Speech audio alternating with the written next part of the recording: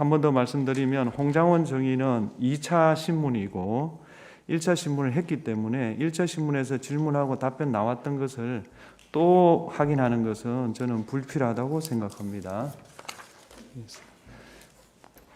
예, 두 번째 정인에 응해 주셔서 고맙습니다. 예, 감사합니다. 자료를 좀 정리해 왔다. 그걸 좀 보고 했으면 좋겠다. 이런 말씀하셨는데 그 자료를 저한테 보여주십시오. 예, 제가 보고 적절 여부를 판단하겠습니다. 예, 보고 하십시오. 뭐 별 문제가 없습니다. 그 보고 하셔도 되고요. 네. 지난번에 1차 때 정인 선서를 하셨습니다. 네. 그 선서의 효력이 유지가 됩니다.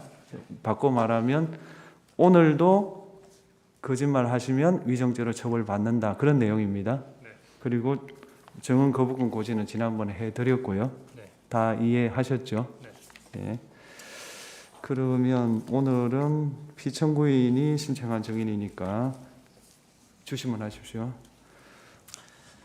네, 윤갑근 변호사입니다. 증인 12월 3일 20시 22분경 대통령과 통화한 사실이 있죠. 네.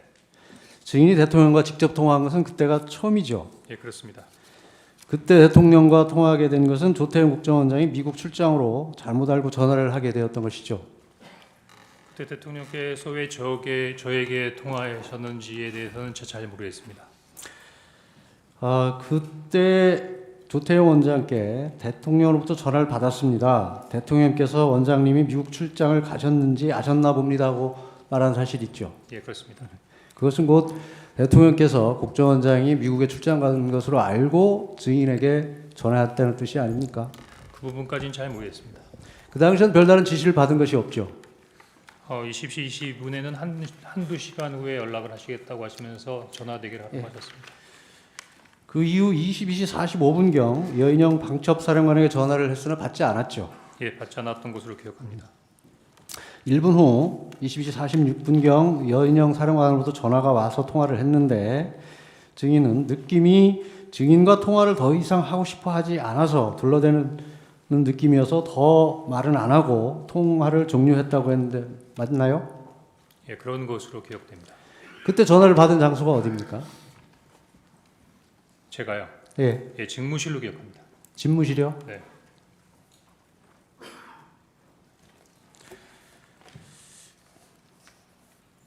그때도 여인영 사령관이 바쁘게 움직이고 있어서 제 말에 바로 대답을 하지는 않고 여기저기 지시를 하는 것 같아서 상당한 시간 대답을 하지 않다가 상당한 시간 폰만 들고 다른 일을 하고 있는 것 같아서 더 이상 통화가 어렵다고 생각해서 알았어 하고 끊었다고 했는데 맞나요? 그랬던 것 같지는 않습니다. 증인이 검찰 조사에서 그렇게 진술을 했던 것인데 그러면 잘못 얘기한 건가요? 22시 46분에 그렇게 얘기했습니까? 예. 예. 그러면 사실인가요?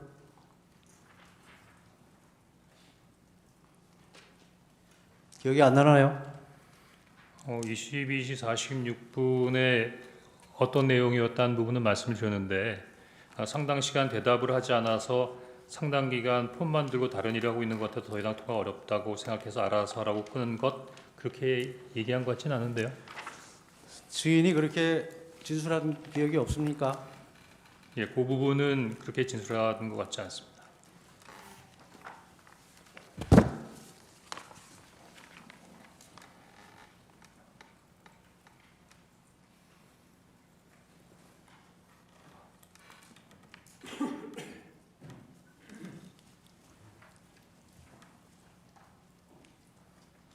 여기 보면 여사람과도 바쁘게 움직이고 있어서 제 말에 바로 대답을 하지는 않고 여기저기 지시를 하는 것 같아서 상당한 시간 대답을 하지 않다가 저 정도의 말만 했고 상당한 시간 폰을 놓고 다른 일을 하고 있는 것 같아서 제가 더 이상 통화하기 어렵다고 생각해서 알았어 하고 끊었습니다. 이렇게 진술했죠? 예, 저기 문건을 보니까 그렇게 진술한 것 같습니다.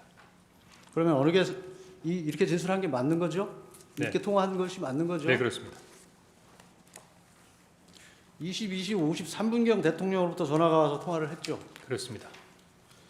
이때는 조태용 국정원장이 국내에 있다는 것을 대통령이 알고 있던 시점이죠. 그 부분에 대해서는 제가 잘 모르겠습니다. 증인은 대통령과 통화한 후 22시 58분경 여인영에게 전화를 걸었죠. 그렇습니다. 앞에서 말씀드렸듯이 여인영이 비협조적으로 전화를 받는데 다시 전화를 건 이유는 무엇인가요? 대통령께서 방첩사를 지원하라고 말씀하셨던 지시사항을 수명하기 위해서였습니다. 그때도 여인영이 폰만 들고 다른 바쁜 일을 하고 있어 대화를 나눌 상황이 안 된다고 판단해서 통화를 마쳤다고 했는데 맞나요? 예, 아까 그 첫 번째 내용하고 비슷한데 제가 22시 53분과 23시 06분에 진술한 내용에 대해서 조금 정정할 필요성을 좀 느끼고 있습니다. 정정이 아니고 그렇게 진술한 게 맞습니까? 조사에서 그렇게 진술을 했는데 진술한 것이 맞습니까? 검찰에서는 진술했는데 지금 다시 한번 생각해 보니 22시 53분과 23분의 내용이 조금 혼동된 부분이 있어서 정정할 필요가 있다고 말씀드렸던 겁니다. 그 당시 진술한 게 정확하겠습니까? 지금 2달이 지난 시점에서 기억하는 것이 정확하겠습니까?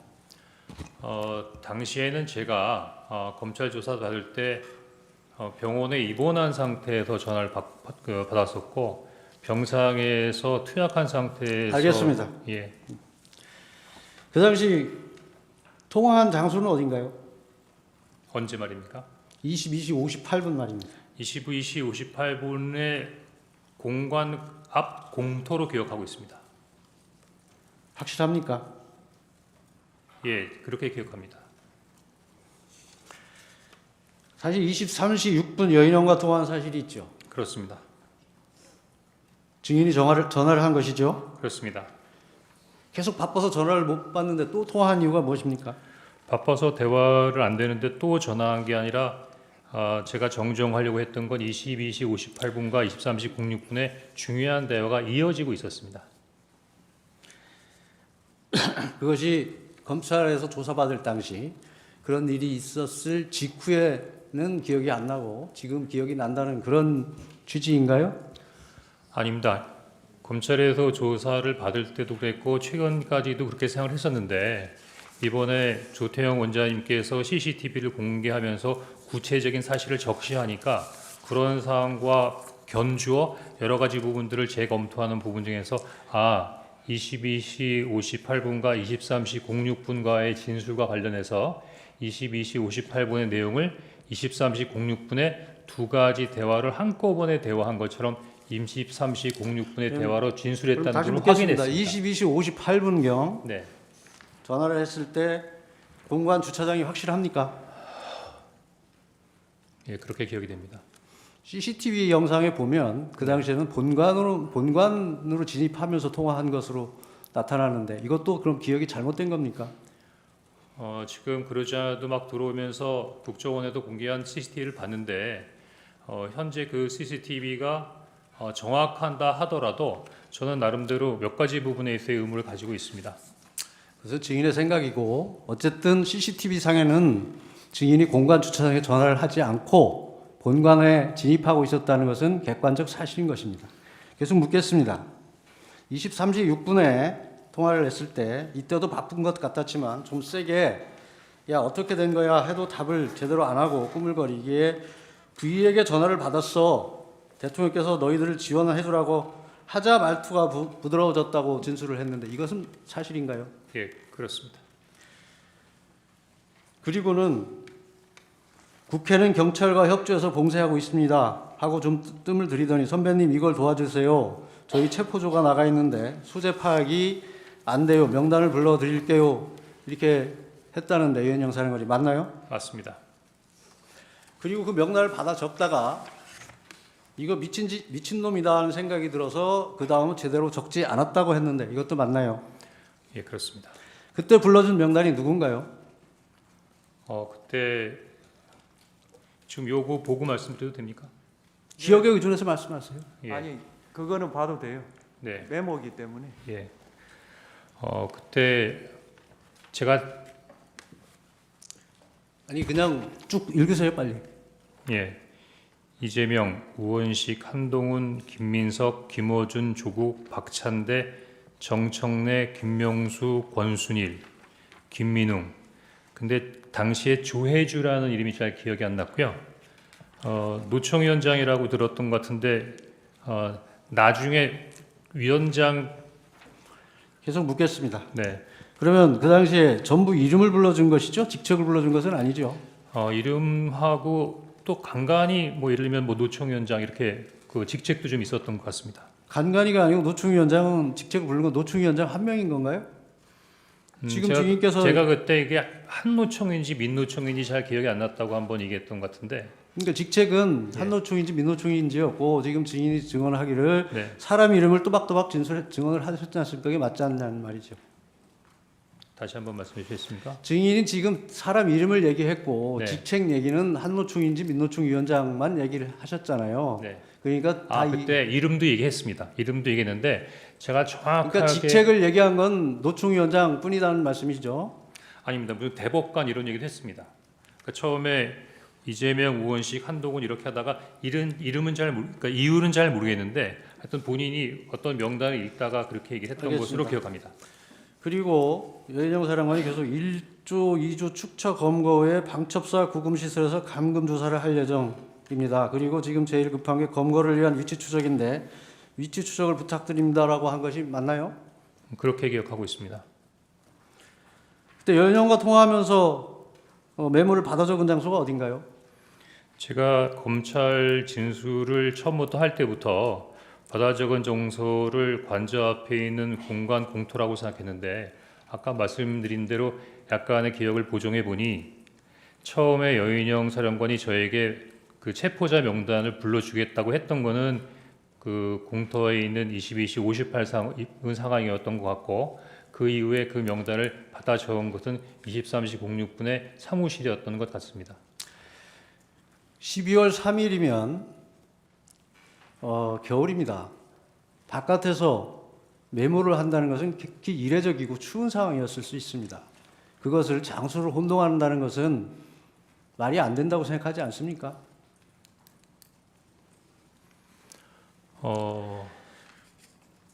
그 이후에 명단을 받아 적은 후에 네. 어떻게 했습니까?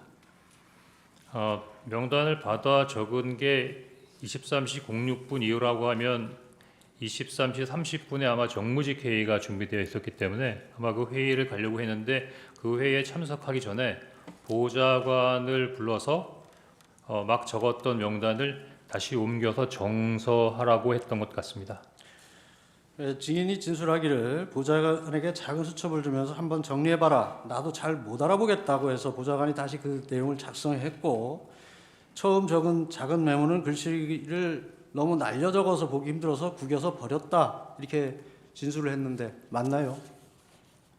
일단은 그 두 번째 메모를 옮겨 적인 것을 받은 다음에 두 번째 메모가 있으니까 아니 그러니까 더 이 이상 진술한 게 맞냐고만 묻습니다. 보통 자기가 쓴 것을 자기도 못 알아보는데 네. 그것을 보좌관에게 정리시킨다는 것이 상식에 부합하지 않을 뿐만 아니라 지금 증인이 진술하였듯이 그 엄청난 명단을 불러줘서 미친 짓이다까지 생각했던 명단을 보좌관에게 정리시킨다는 것은 이게 상식에 부합한다고 생각하십니까? 지난번 변론 때 그 조태용 국정원장님께서 내부 조사를 통해서 그 보좌관에게 제가 지시를 했고 정소토록 했다는 부분의 조사 결과를 직접 말씀하셨던 것 같은데요. 본인이 못 알아보는 것을 보좌관이 정리할 수 있습니까? 그 보좌관이 제가 잘 못 알아보는 글씨로 몇 번 정서를 부탁했던 이 보좌관이 누군가요? 지금 보좌관은 현재 국정원에 근무하고 있는 직원입니다. 예, 누구 이름은 밝힐 수 없나요? 지난번에 조태용 원장님도 어떤 직원에 대한 성명을 얘기하는 부분에 대해서 말씀하셨는데 제가 숨기려고 하는 것이 아니고 국정원 알겠습니다. 직원에 대해서는 이 인원과 보좌관이 조직에 대해서는 증인의 이 보좌관이 메모를 정서했다는 이 보좌관이 현대고등학교를 졸업한 한동훈 전 대표의 친구는 아닌가요? 제 보좌관의 친구들이 어떤 사람인지까지는 제가 기억하지 못하고 있습니다.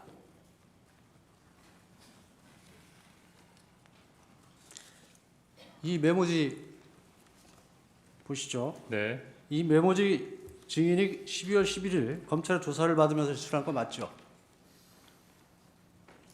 예, 맞는 것 같습니다. 잠시만요.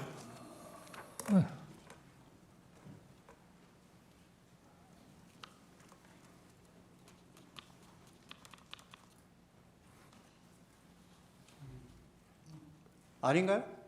맞습니다. 예.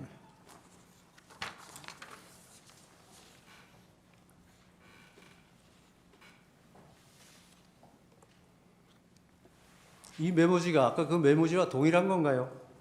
예, 메모지는 동일한 겁니다. 이게 그 정서했다는 그 메모지인가요?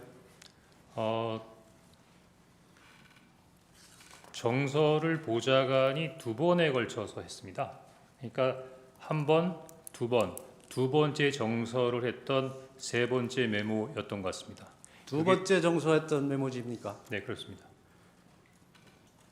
세 번째 메모지는 어디가 있습니까? 이게 세 번째 메모지입니다. 그럼 두 번째 메모지는 어디 있습니까? 그러자도 그래서 재판관님께 그걸 말씀을 주셨는데 요 내용을 아까 말씀하신 대로 여기다가 좀 같이 보여놓고 얘기를 해도 됩니까? 네, 해보세요. 예, 계속 묻겠습니다. 예, 이 메모지는 증인이 받아 쓴 것을 보좌관이 정서한 거라고 했죠. 네, 증인은 전에 증언에서 정서로 되어 있는 대상자들의 글자는 보좌관의 글씨고 밑에 막 흘려 써 있는 글씨체가 증인의 글씨체이며 증인이 왼손잡이라서 조금 흘려 쓰는 부분이라 상대방들이 좀 알아보기 어렵다고 했는데 메모에 있는 증인의 글씨는 왼손으로 작성한 게 맞나요? 아닙니다. 그때 그러면 지난번에 증언은 위증한 것이네요. 아니 외증한 것이 아니고 다소 와전됐다고 생각이 되는데 와전이 아니고 제가 그렇게 증언을 했습니다. 왼손으로 아니 저도 썼다고. 지난번에 했던 CCTV를 봤는데 그렇게 왼손으로 썼다 이렇게 얘기하지 않았습니다. 왼손잡이가 써서 글이 흘렀다 했는데 제가 왼손잡이인데 오른손으로 글을 쓰니까 원래 왼손잡이가 오른손으로 글을 쓰니까 글이 악필이다 그 말씀을 설명드렸던 겁니다.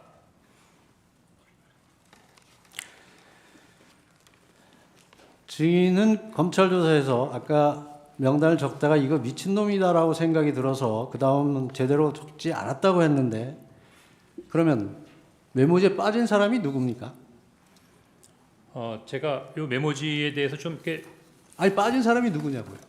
빠진 사람이 받아 적다가 네. 그만뒀다면서요. 미친놈이라고 해서. 그래서 10명을 쓰고 2명을 못 썼었습니다. 그 두 명이 누굽니까? 지금 기억하기로는 양정철과 조혜주입니다.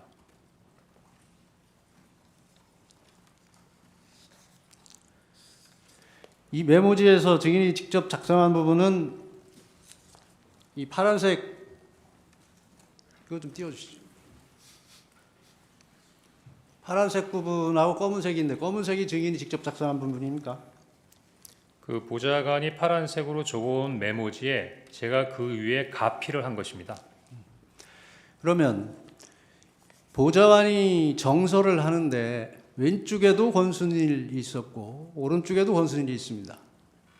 이게 왜 이렇게 됐죠? 이미 잘 아시겠지만 제가 그 첫 번째 쓴 메모를 정서해서 그러면서 야, 이거 잘 모르는 사람들이 있다라고 했더니 그 두 번째 메모는 이름에다가 인적 사항을 부기해서 가지고 왔었습니다. 아니 그런 것이 아니고 그래서 보고 증인이 작성한 메모를 보고 정서를 한다면 네, 왼쪽에도 권순일 이름이 예, 있고 그게 두 번째 메모입니다. 그러면 예, 증인이 권순일 이름을 두 번 적었던 것을 보고 뺏긴 겁니까? 아닙니다. 지난번에 제가 말씀드렸지만 그 아무튼 문서를 보고 정서하는 사람 입장에서는 앞에 것을 그대로 옮겨 적는 것입니다. 옮겨 그렇죠. 적는데 같은 사람의 이름이 두 번 들어간다는 것은 있을 수 없는 일이라는 것을 말씀드리는 거고요. 예, 송구하지만 이 첫 번째 말고 두 번째 종이를 올려주시면 충분히 이해가 됩니다. 그걸 보고 이해하실 수 있도록 설명드리겠습니다. 계속 묻겠습니다. 네, 여기 계속 아까 이름을 불러줬다고 했는데 네, 이 메모지에 보면 이 메모지 좀 띄워주시죠. 이 딴지일보가 있습니다. 그러니까 제가 이 설명드리 딴지일보라고 지금 들어가는 것이 이름이 아니고 이게 이상하지 않나요? 예, 그러니까 이상하시잖아요. 그러니까 그 제가 설명하는 거를 들으시면 그 궁금증이 해소가 될 수 있다고 말씀을 계속 드리고 있는 중입니다. 계속 묻겠습니다. 예, 증인이 메모지에 추가로 기재하거나 가필한 게 어느 부분입니까? 검은색은 전부입니까? 지금 까만색으로 되어 있는 글 비슷하게 흘려 쓴 글씨 그게 다 제 거라고 생각하시면 되겠습니다.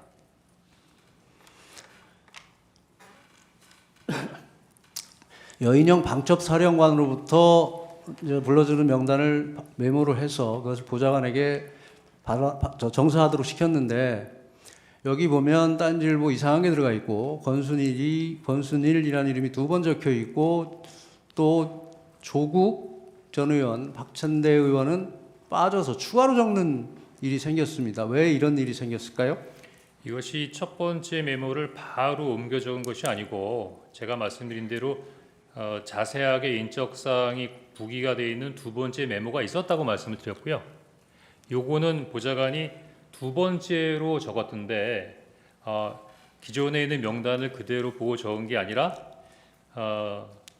한번 적어봐 이름만 해서 두 번째 메모를 보지 않고 자기가 생각나는 대로 일단 적은 내용이고요. 그러면 두 번째 메모, 정서한 두 번째 메모를 주지 않고 네, 그냥 또 기억에 의존해서 적어봐라 이렇게 네. 시켰다는 건가요? 맞습니다. 그 이유가 뭔가요? 제가 당일날은 너무 정무직회의, 산하부소장회의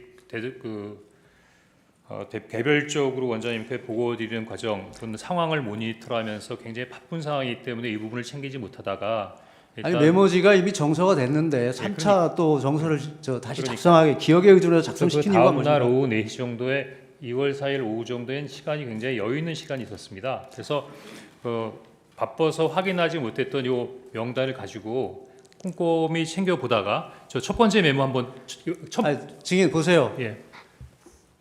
두 번째 메모는 첫 번째 메모를 보고 정서를 한 것인데 그 두 번째 메모를 주지 않고 기억에 의존해서 다시 작성한다는 것이 말이 된다고 생각하십니까? 그게 시간이 있어서 했다는 게 그게 지금 이유가 된다고 생각하시나요? 제가 아까 말씀드린 대로 10명의 명단을 받았고 2명은 굉장히 좀 약간 어떤 사람일까라는 부분에 대해 궁금함이 있었고 계속 이게 묻겠습니다. 12명이 아니라 예. 한두 사람 정도가 더 있을 거라고 하는 굉장히 궁금증이 있는 상태에서 저 혼자 어떻게 해결이 안 되는데 그래도 첫 번째 메모를 봤던 저 친구가 좀 뭔가를 기억해. 그 당시에 이미 첫 번째 메모는 폐기한 상태였죠. 그렇죠. 그러니까 전부 예. 저 메모는 예. 보좌관의 기억에 의존해서 작성한 거네요. 아닙니다. 두 번째 메모를 보고 쓴 겁니다. 물론 제가 두 번째 메모에서 두 세 번째 번째로 메모를 준 게 아니고 기억에 의존해서 작성하라고 했다면서요. 아니, 그건 세 번째 메모죠. 두 번째 메모했는데 세 번째 메모지입니다. 그래서 제가 그걸 계속 한번 묻겠습니다. 이 메모지에 동그라미 친 부분은 무슨 의미인가요? 제가 아마 민주당 의원님들이 이렇게 있다라는 생각으로 동그라미를 친 것 같은데요. 지금 생각해 보니까 의원들만 동그라미를 친 건가요? 기억이 안 나나요? 아마 그랬던 것 같습니다.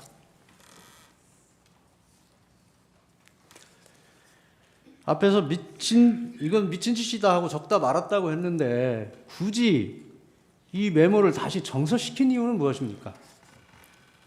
당시 이렇게 그 말씀은 좀 제가 뭐 약간 그런 뉘앙스가 있었다는 말씀을 드렸던 거고 그런 것과는 무관하게 당시에 있었던 그런 부분이니 당시 이런 일이 있었으니까 최소한 비상계엄 당시에 방첩사가 체포하려고 했던 명단이다. 그 명단 정도의 인원들은 알고 있어야겠다라는 생각으로 그 명단을 기억하기 위한 차원에서 메모를 남긴 겁니다. 그 명단을 굳이 기억할 이유가 있나요? 다른 목적을 가지고 작성됐던 것으로 보이는데 그 목적이 무엇일까요? 그 정보기관에서는 여러 가지 부분들을 많이 알려고 하는데 그 알려고 하는 부분들이 다 나름대로의 다른 의미가 있어서 그렇습니까? 더구나 계속 묻겠습니다. 네. 이 증인이 며칠 전 어느 방송에 출연해서 명단이 크로스 체크됐다는 표현을 썼습니다. 그런데 이 메모지의 명단과 여인영 전 사령관이 불러줬다는 명단이 일치하지 않습니다. 그 이유는 무엇이죠? 여인영 사령관의 명단이 따로 있습니까? 저는 그냥 여인영 사령관이 당시에 불렀던 부분들을 메모했다가 그 메모한 명단만을 가지고 있는 거지. 증인은 그 언론과 인터뷰에서 크로스 체크돼서 마치 일치한다는 뉘앙스로 얘기를 했습니다. 근데 지금 비교해 보면 두 명단이 일치하지 않는다는 얘기를 하고 있습니다. 예, 그러지 그 이유가 무엇이냐고 묻습니다. 처음에는 그러니까 증인이 그 명단을 여인영 사령관이 얘기하는 명단을 본 적은 없는 것이죠. 불러주는 상태에서 불러주는 거를 듣고 받아 적기만 한 그러니까요. 것뿐입니다. 예, 증인 명단만 아는 것이지 예. 여인영 사령관의 명단은 모른다는 거죠. 모르죠. 그럼에도 불구하고 언론에서는 마치 확인한 것처럼 얘기한 것을 그거는 지적하는 아마 것입니다. 12월 3일이나 예, 계속 4일의 증인 얘기가 계속 아니고 묻겠습니다. 예, 그 이후에 여러 가지 언론의 방첩사나 조지 경찰청장의 명단이 나오니까 그런 것들을 한번 크로스 체크해봤다는 것으로 크로스 체크 해봤습니까? 일치하던가요? 다 완벽하게 일치하진 않는데 유사하다고는 생각했습니다. 유사하다고 생각했습니까? 일치하지 않는 부분이 어떤 부분이든가요? 계속 묻겠습니다. 그 증인은 검찰 조사를 받으면서 메모지의 원본을 제출할 수 없다고 하면서 사진 촬영해서 제출했는데 왜 메모지를 제출하지 않고 사진 촬영해서 제출했습니까? 그거는 제가 좀 이해하기 어려운데요. 제가 왜 제출하지 않았겠다고 했겠습니까? 보니까 제가 경찰, 검찰 공수처 조사를 받았는데 대부분 다 특히 경찰도 디지털로 해서 증인 폴리시 지금 좀 수사기관에서 네. 수사기관에서 이 메모지를 확보한 경위를 보면 네. 증인에게 제출할 수 있냐고 물었더니 제출할 수 없다고 해서 사진 촬영하여 기록에 첨부한다고 되어 있습니다. 그래서 묻습니다. 왜 제출하지 않았습니까? 12월 12일 날 검찰하고 공주처에서 받을 때 굳이 안 된다고 얘기했던 기억은 잘 안 나는데. 그런가요? 네. 꼭 보여드려야 예, 되나요? 보여주십시오. 예. 분명히 수사기관에서 제출할 수 없다고 해서 사진 촬영해서 첨부했습니다. 원본은 지금도 가지고 있나요? 예, 원본은 가지고 있습니다.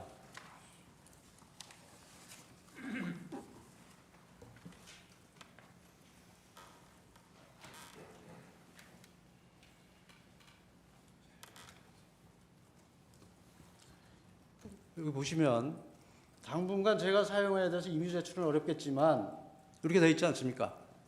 예. 이걸 어디에 사용하려고 했습니까?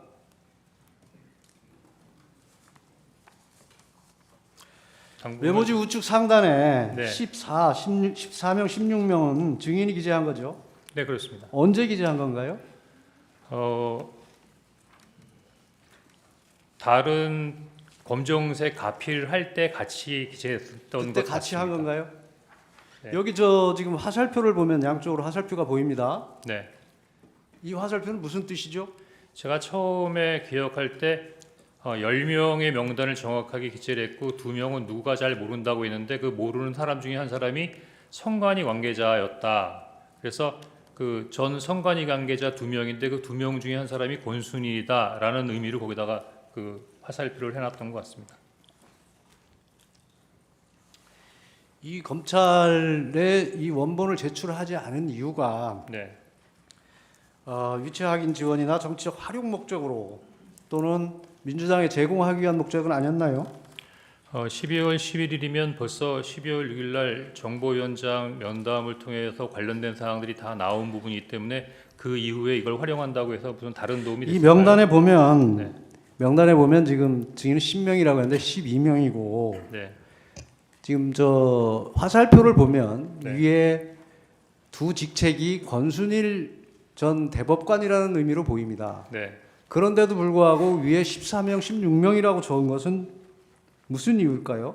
제가 몇 번 말씀드리지만 처음에 들을 때부터 10명의 명단을 정확하게 들었고 12명의 명단을 정확하게 기억이 났고 2명은 듣기는 들었는데 잘 기억을 못했고 그러면 그런데 16명은 왜 적었습니까? 그런데 한두 명 정도가 더 있었던 것 같아서 내가 들은 게 그러니까 증인이 추측에 의해서 적어놓은 겁니까? 예, 14명까지는 들었는데 16명일 수도 있겠다라는 생각으로 적어놓은 겁니다.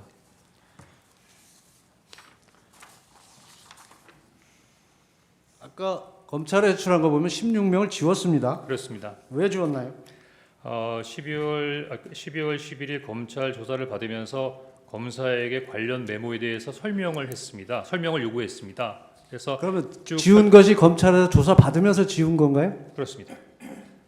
그때 검사가 14명입니까? 16명이라서 제가 16명, 14명입니다. 증인은 이 메모지를 민주당 박선원 의원에게 제공한 사실이 있나요? 예, 제공한 사실이 있습니다. 지난길 법정에서 소추인 측 대리인이 물었을 때 박선원 의원이 며칠 뒤에 따로 연락하여 내가 설명을 못 들었으니 한 번 더 설명을 해달라고 해서 증인이 가지고 있던 메모를 박선원 의원의 휴대전화로 찍은 것이라고 했는데 맞나요? 제가 12월 9일부터 한 일주일 이상 병원에 입원해 있는 상황이기 때문에 뭐 누구를 만날 수 있는 상황이 아니었고요. 그러면 박선원 의원이 증인이 입원해 있는 병원에 와서 자신의 박선원 의원 핸드폰으로 찍어간 거 맞나요? 아닙니다. 통화를 한 적이 없고 아마 저한테 카톡을 했던 것 같습니다. 그럼 이 사진은 언제 전달했습니까? 제가 기억하기로는 검찰 조사를 받기 직전이었던 것 같습니다. 그러면 어떤 방법으로 카톡으로 보냈습니다. 카톡으로 예. 보낸 것입니까? 전송해줬단 말인가요? 그렇습니다. 예. 이 메모지를 보면 이 어디 바닥에 놓고 찍은 것 같습니다. 네. 이 매트리스 같은데 이 사진 찍은 장소가 어딘가요? 저희 집입니다. 집에서 찍으신 건가요? 네. 저희 집에 강아지가 있는데요. 그 강아지가 미끄러지지 말라고 요 밑에 고무 같은 패딩을 바닥에 깔아놨기 때문에 아마 그것으로 보입니다. 무늬로 봐서. 제 주신 분 때 또 하겠습니다. 네. 반드시 문하시죠.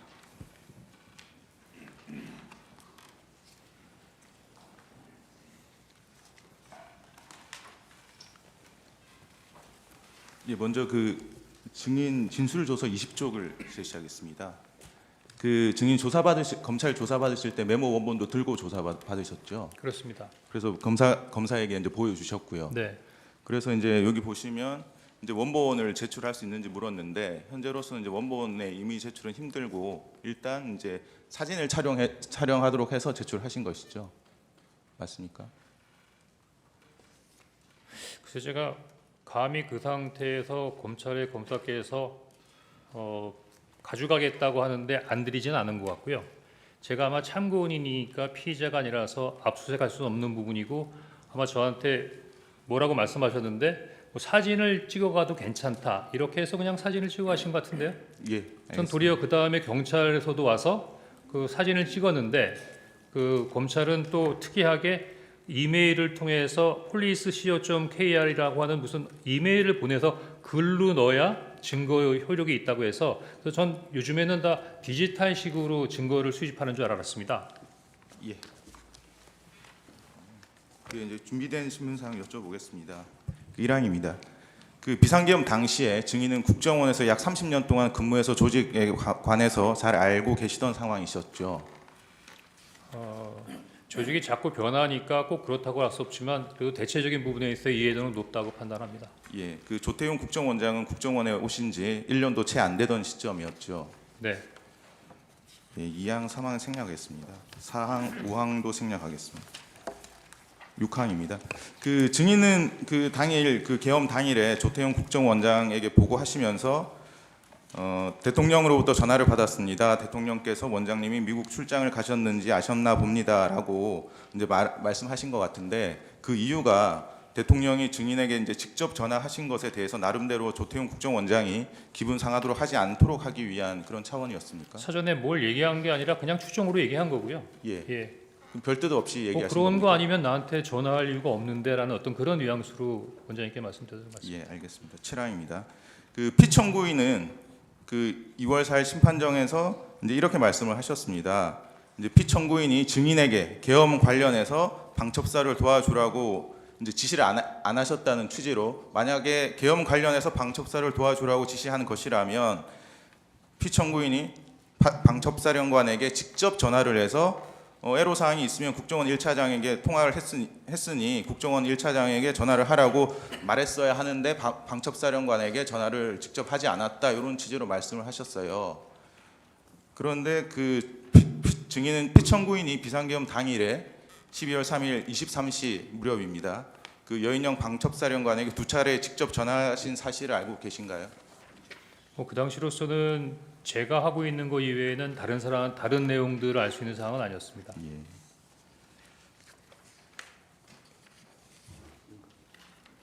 예, 제시는 생략하겠습니다. 그 여인영 사령관은 검찰 조사에서 이제 피청구인이 계엄 선포 이후 2번 정도 여인영에게 전화를 했고 오후 11시 조금 넘어서인 것 같다 이렇게 진술을 했습니다. 증인이 여인영 사령관과 통화할 당시에 여인영 사령관이 피청구인과 통화한 사실을 증인에게 얘기하지는 않았습니까? 다시 한번 얘기해 주시겠습니까? 그 이제 증인이 여인영 사령관하고 통화를 하셨는데 그때 여인영 사령관이 피청구인과 직접 통화를 했다 이런 얘기는 하지 않던가요? 그런 얘기는 없었습니다. 예, 나항입니다. 이 나항은 생략하고요. 뒷 질문만 물어보겠습니다. 그 여인영 사령관은 피청구 이렇게 진술을 합니다. 보여드리겠습니다. 그 갑제 49호 중에 15 여인영 피신 조서 44쪽입니다. 여기 보시면 여인영 사령관은 피청구인과 두 번째 전화를 한 내용에 관해서 출동 준비 중이다 이런 얘기를 드렸던 것 같습니다. 이렇게 진술을 했습니다. 여기서 출동의 의미는 여인영이 증인에게 말한 체포조 출동을 말하는 것으로 보이는데 어떻습니까? 기관이 다르기 때문에 그 기관에 있어서의 언어를 제가 해석하는 것은 적절치 않은 것 같습니다. 그 8항입니다. 증인은 2024년 12월 6일 오전 10시경 이제 간부들과 이임식을 하셨죠. 네, 그래서 그 모인 간부 30여 명에게 이제 계엄 당일 대통령으로부터 전화받은 사실 그리고 통화 내용, 방첩사로부터 체포 명단을 받은 사실 등을 알려주면서 국정원을 잘 지켜달라는 취지로 말씀을 하셨죠. 그 이임식 간담회에서요. 예, 예, 이임식 간담회에서 그런 내용을 공식적으로 한 건 사실입니다. 예. 국정원을 잘 지켜달라는 의미는 앞으로도 국정원이 이번 비상계엄과 같은 불법적인 일에 가담하지 말라는 당부의 말로 보면 됩니까? 뭐 함축적인 의미를 담고 있었습니다. 예. 예, 9항, 10항, 11항 생략하겠습니다. 12항입니다.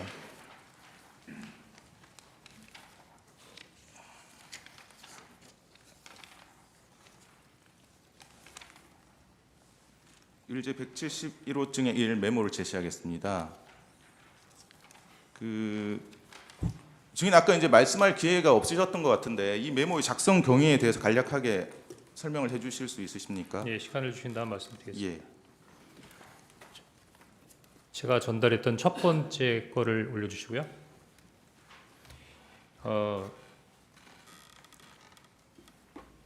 문서나 메모라고 하는 거는 중요도와 필요에 의해서 만드는 부분인데 저는 사실 지금처럼 이 메모가 중요한 부분에 있어서 가치를 갖는 증거가 될 수라고는 당시로서는 전혀 생각을 못했습니다. 다만 당시로서는 더구나 비상계엄이 해제된 이후이지만 또 방첩사에서 비상계엄의 기간 동안에 왜 이런 사람들을 체포하려고 했을까라는 궁금증이 있었고 지금 당장은 어떻게 모르지만 이런 명단들에 대해서 좀 관심을 가져봐야겠다는 생각이기 때문에 나름대로 메모를 해서 이름들을 잊어먹지 않기 위해서 만들어 놓은 겁니다. 조금 이해를 돕기 위해서 이제 12월 3일 날 이런 메모에다가 제가 관련된 전화를 통해서 받아 적은 명단을 적었습니다. 여기 아마 처음에는 한 10명 정도였던 것 같고 그다음에 제가 기억을 해서 12명 정도를 추가했던 것 같습니다. 그리고 2명 정도는 잘 기억이 안 났고 나중에 한두 명 정도가 더 있지 않나 해서 시간이 지나면서 자꾸 이렇게 좀 기억이 왔다 갔다 하더라고요. 그래서 일단 그 부분은 제가 메모를 적자마자 11시 30분에 그 정무직 회의를 가니까 그 전에 보좌관에게 한번 정서를 해보라. 근데 제가 그렇게까지 하라고 그런 건 아니었는데 그냥 모르는 사람인데 좀 알아봐. 그랬더니 이 두 장에 아주 빽빽하게 사람의 이름과 인적 사항을 적어서 갖고 왔습니다. 사실은 뭐 이렇게 복잡하게 적어놨나 하는 생각이 들었었는데 일단 요 두 번째 메모가 만들어졌고요. 다음 장 주십시오. 아까 말씀드린 12월 4일 날 오후 4시에 지금 기억이 나는 게 야, 너 머리 똑똑한데 한번 적어봐. 뭐 이렇게 얘기를 했던 것 같은데 한번 복기를 시켜봤습니다. 지금 생각해 보면은 우리 변호인께서 왜 그런 일을 했냐라고 하시는 부분도 이해가 되는데 보좌관하고는 어떤 뭐 이런 부분에 있어서 몇 번에 있어 일이 있었기 때문에 거의 뭐 새로운 일은 아니었고요. 그래서 저 하얀 거는 오른쪽에 있는 거를 좀 약간 지운 건데 이 파란색으로 돼 있는 것만을 그 당시 보좌관이 적어온 겁니다. 그래서 12월 4일 날 4시에 이거를 작성해서 저한테 준 다음에 제가 이걸 보고 두 번째 메모 저거 빽빽하게 있는 걸 갖고 있느니 이게 시원시원하게 잘 써져 있네 라는 생각이 들어서 굳이 빽빽하게 적혀 있는 두 장의 메모는 더 이상 가지고 있을 이유가 없다고 생각해서 두 번째 메모도 이제 폐기하게 되고요. 그 세 번째 메모를 보고 야, 그 권순위는 두 번 썼네. 아니 조국이 빠졌다. 딴지일보 김호준.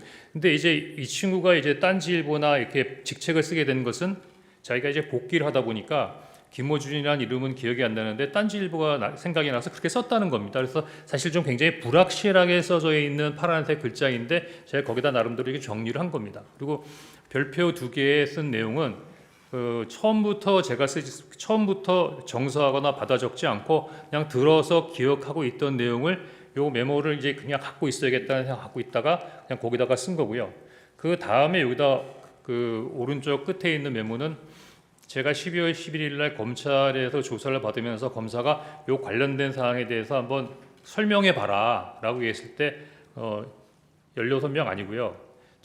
지금 여기 뭐 14명이라고 그랬는데 12명밖에 없지 않느냐 그렇게 얘기하길래 제가 처음에는 기억이 안 났지만 물리면 그 선관위 관계자, 선관위 명단 이렇게 쭉 하다 보니까 그때 쭉 생각이 나서 조혜주하고 양정청이라는 명을 두 개를 추가했고 요 밑에 생각 안 나던 이름 두 개를 제가 썼던 건데 그때는 특별한 의미 없이 했던 행위들이 이렇게까지 설명드려야 되는 상황이 됐던 것 같습니다. 이상입니다. 예. 그 12월 4일 그 이제 가필하신 부분, 이제 파란색 부분은 보좌관의 글씨고요. 네, 그 아래쪽에 이제 축차 검거, 뭐 위치 추적, 감금 조사 이런 부분은 증인이 12월 4일 날 오후에 보좌관이 그 기억나는 대로 쓰신 이후에 12월 4일에 그렇습니다. 가필하신 건가요? 예, 그 증인은 이 심판정에서뿐만 아니라 여러 수사기관에서 이 메모가 보좌관에게 명단을 다시 쓰게 해서 작성한 것이라고 일관되게 진술을 하셨죠. 그렇습니다. 예. 그 갑제 49호 중에 15 여인형 피신조서 15, 16, 18쪽을 제시하겠습니다. 그 여인형 사령관은 검찰 조사에서 체포자 명단이 언론에 보도된 14명이 맞을 것 같다라고 진술을 하셨고요.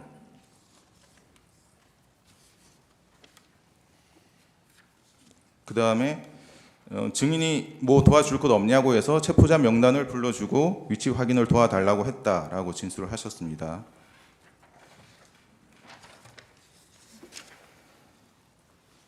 그리고 홍장원에게 요청한 위치 추적 대상자가 조지호 경찰청장에게 요청한 위치 추적 대상자와 동일한 것 같다라고 진술을 하셨습니다.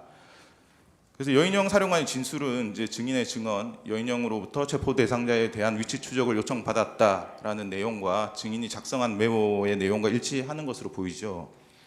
그런 것 같습니다.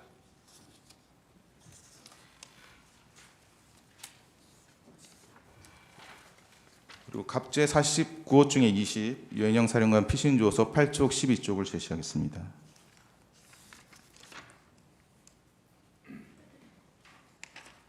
여인형 사령관 휴대전화 포렌식 결과인데요.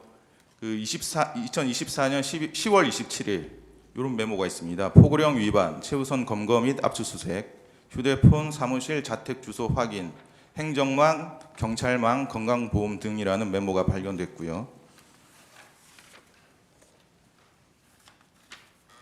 그리고 2024년 11월 9일에 이미 계엄 당일에 체포 명단과 거의 동일한 이재명, 조국, 한동훈, 정청래, 김민석, 우원식, 이하경, 박찬대, 김민웅, 양경수, 최재형, 김어준, 양정철, 조혜주 등 14명의 명단이 이미 작성되어 있었던 메모가 발견되었습니다. 지금 이런 사실은 모르셨죠? 제가 들었던 이야기 이외에 다른 부분에 대해서는 일체의 정보가 없었습니다. 예, 14항입니다. 그 갑제 45호증의 10 조지호 청장의 피신 2회 피신 조서 28, 30쪽을 제시하겠습니다.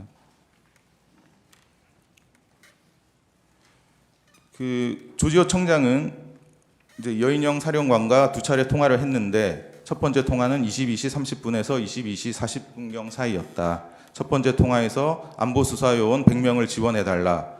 그리고 두 번째로 선관위에 우리가 들어갈 것이다라고 했고, 세 번째로 이제 메모를 좀 해달라고 하면서 사람 이름을 불러줬는데 총 15명이라고 했다. 이재명, 우원식, 박찬대, 정청래, 김명수, 권순일이라고 했고, 이제 김동현이라고 들어서 경기도지사인 줄 알았는데 누구냐고 물어보니 김동현이라고 이재명 무죄 선고한 판사라고 했다. 이 사람을 체포할 건데 위치 추적, 위치 파악을 좀 해달라고 했다. 근데 우리가 할 수 없는 일이라고 했다. 이렇게 진술을 하셨고요. 그다음 두 번째 통화에 대해서는 여인형이 급한 톤으로 짧게 얘기했는데 한동훈 추가입니다라고 말했다고 진술을 하셨습니다. 조지호 진술 내용도 증인이 메모에 기재한 그 체포 명단과 거의 일치하는 것으로 보이죠. 명단을 직접 맞습니까? 읽어보지 않아서 그렇습니다만 언론에서 나온 걸로 보니까 좀 유사하다고 느꼈습니다. 예.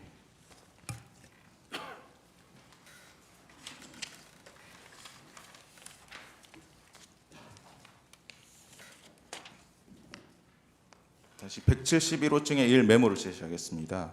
여기 이제 증인 보시면 14명, 16명이라고 기재되어 있는데 이 부분은 체포 대상자 인원수를 기재한 것인가요? 그렇습니다. 인원수 이렇게 그러니까 체포 대상자라고 불러줬던 명단의 인원수를 예. 14명에서 16명 정도가 되겠다라고 기억해서 적어놓은 것입니다. 예. 그 16명 밑에는 밑줄이 있는데 이건 어떤 취지로 그으신 건가요? 16명까지일까? 예. 그 이제 기재한 인원은 12명으로 보이는데 나머지 2명 혹은 4명은 기억이 나지 않아서 이제 못 적으셨다는 것이죠. 제가 그 12월 6일 날 이 얘기할 때부터 2명이 기억이 안 나더라고요. 예. 근데 한 사람은 성관이 관계자라고 했고 한 사람은 아마 양 뭐라고 들었던 것까지는 기억이 난다고 하는데 누굴까 한동안 기억을 못했던 것 같습니다. 15항입니다. 그 갑제 49호 중에 15 여인형 피신조서 15쪽 16쪽을 제시하겠습니다.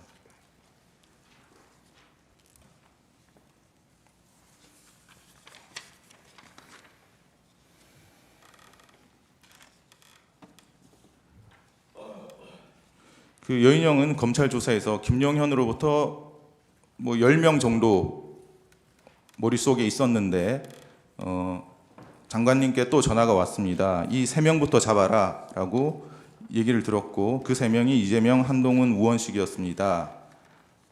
라고 진술을 했습니다. 그리고 이제 갑제 29호 중에 10 김대우 검찰 진술조서 13쪽을 제시하겠습니다.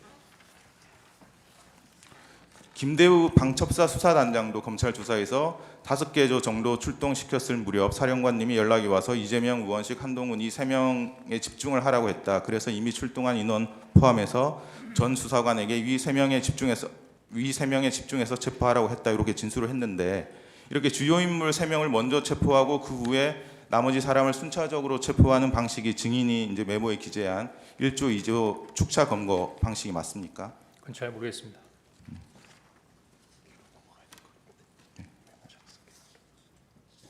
이제 16항 생략하겠습니다. 18항도 생략하고요. 메모 작성 경위에 관해서 여쭤보겠습니다.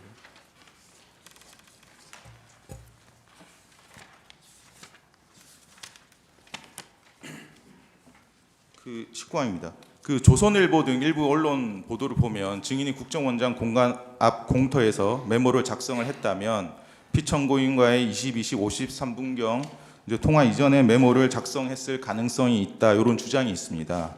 그 증인이 피청구인과 22시 53분경 통화 직전인 22시 46분경 여인형과의 통화를 한 것이 유일한데 이때 여인형으로부터 체포 명단을 들었습니까? 아닙니다. 가항은 답이나 생략하고요. 증인은 여인형과의 22시 46분경 통화 이후에 국정원장에게 연락을 했는데 연락이 되지 않아서 산하 부서장들에게 비상 소집을 지시하고 국정원장을 만나러 사무실에서 국정원장 공간으로 갔던 것이 맞나요? 맞습니다. 국정원 사무실에서 국정원장 공간까지는 자동차로 약 3분 거리라고 하는데 맞습니까? 네. 증인 혼자서 자동차를 운전해서 갔었나요? 아닙니다. 그때 수행원하고 운전원이 별도로 있었습니다. 그 증인은 22시 53분경 그 국정원장 공간 대기실에서 피청구인의 전화를 받았습니까? 그렇습니다. 그 당시에 국정원장의 공간 비서실 직원이 증인이 전화는 전화하는 모습을 볼 수 있었다고 하던데 맞습니까? 그렇습니다. 그 증인은 그러면 53분경에 전화를 했으니까 54분경 또는 55분경에 피청구인과의 통화를 마치고 공간 밖으로 나왔죠. 네. 이제 증인이 이제 지난 증인 신문 때는 22시 58분경과 23시 06분경 여인형과 두 차례 통화를 했는데 이제 두 통화의 시간 차이가 8분밖에 되지 않고 그래서 통화 장소와 통화 내용을 정확하게 구별하지 않고 이제 축약해서 통화 내용을 섞어서 진술한 것으로 보이는데 맞습니까? 예, 방금 설명드린 대로 그렇게 진술을 했습니다. 네. 그러면 증인이 기억하는 22시 58분경과 23시 06분경의 통화 내용을 구별하면 어떻게 다릅니까? 마침 조서를 보니까 여인영 사령관도 제가 일반 폰으로 전화했고 보안 폰으로 바꾸자 그랬었는데 처음에 전화해서 국회 봉쇄 얘기가 있었고 위치 추적하자는 얘기가 있었고 체포자 명단을 불러주겠다고까지 했습니다. 근데 체포 명단을 그때 받아 적으려고 준비를 다 하고 있는데 가만 생각해 보니까 일반 폰으로 서로 통화하고 있는 거예요. 그래서 이거 약간 좀 예민한 것 같으니까 보안 폰으로 바꾸자라고 했죠. 근데 보안 폰으로 바꾸고 보니까 제 보안 폰에는 차관급 이상의 국가안보 주요 간부들만 들어가 있었기 때문에 방첩사령관이 포함이 되어 있지 않았습니다. 그래서 그래도 방첩사령관한테 보안폰으로 연결하려다 보니 그건 개인이 입력할 수 있는 게 아니라 뭐 통신실이나 특별한 그 담당하는 부서에서 입력을 시켜야 되는 부분이라 보안폰으로 전화할 수가 없었습니다. 그래서 결국은 보안폰 통화를 시도하다가 보안폰 연결이 불가해서 최종적으로 다시 아까 전화했던 일반 전화로 다시 전화한 것이고요. 그래서 보안폰이 연결이 안 된다. 그래서 사람을 보내라 이렇게 된 거고 지금 바빠서 사람을 보낼 수 없다고 해서 그냥 불러주는 명단을 그때부터 받아줬게 된 거였습니다. 그러니까 22시 58분경에는 이제 네. 보안폰으로 연결까지 하려다가 안 돼서 안 됐고. 이제 사무실로 이제 복귀를 하셨고 그렇습니다. 사무실로 복귀하신 이후에 예. 23시 06분경 이제 통화를 다시 여인영 사령관과 해서 체포 명단을 들으셨다는 말씀이시죠? 예, 그렇게 기억됩니다. 예. 23항입니다. 좀 바꿔서 물어보겠습니다. 그 언론 보도 등에 따르면 증인이 이제 CCTV에 22시 58분경에 이제 본청으로 뭐 들어가는 모습이 찍혔다 이런 보도가 있는데 그 증인이 기억하는 22시 58분경의 장소는 국정원장 공간 공터라는 말씀이시죠? 그렇습니다. 그 보통 CCTV에 표시되는 시각은 보통 실제 시각과 맞지 않고 적게는 수십 초에서 많게는 수십 분까지 오차가 있을 수 있어서 반드시 시간 보정을 해야 되는데 증인이 이런 사실을 알고 있습니까? 네, 알고 있습니다. 그 증인이 모습이 찍혔다는 CCTV 촬영 시각이 실제 시각과 오차가 정확하게 얼마나 보정되었는지 전혀 이제 확인되지 않은 것으로 보이는데 그럼 뭐 보정이 됐다 이런 얘기 못 들어보셨죠? 그런 얘기는 못 들어봤습니다. 예.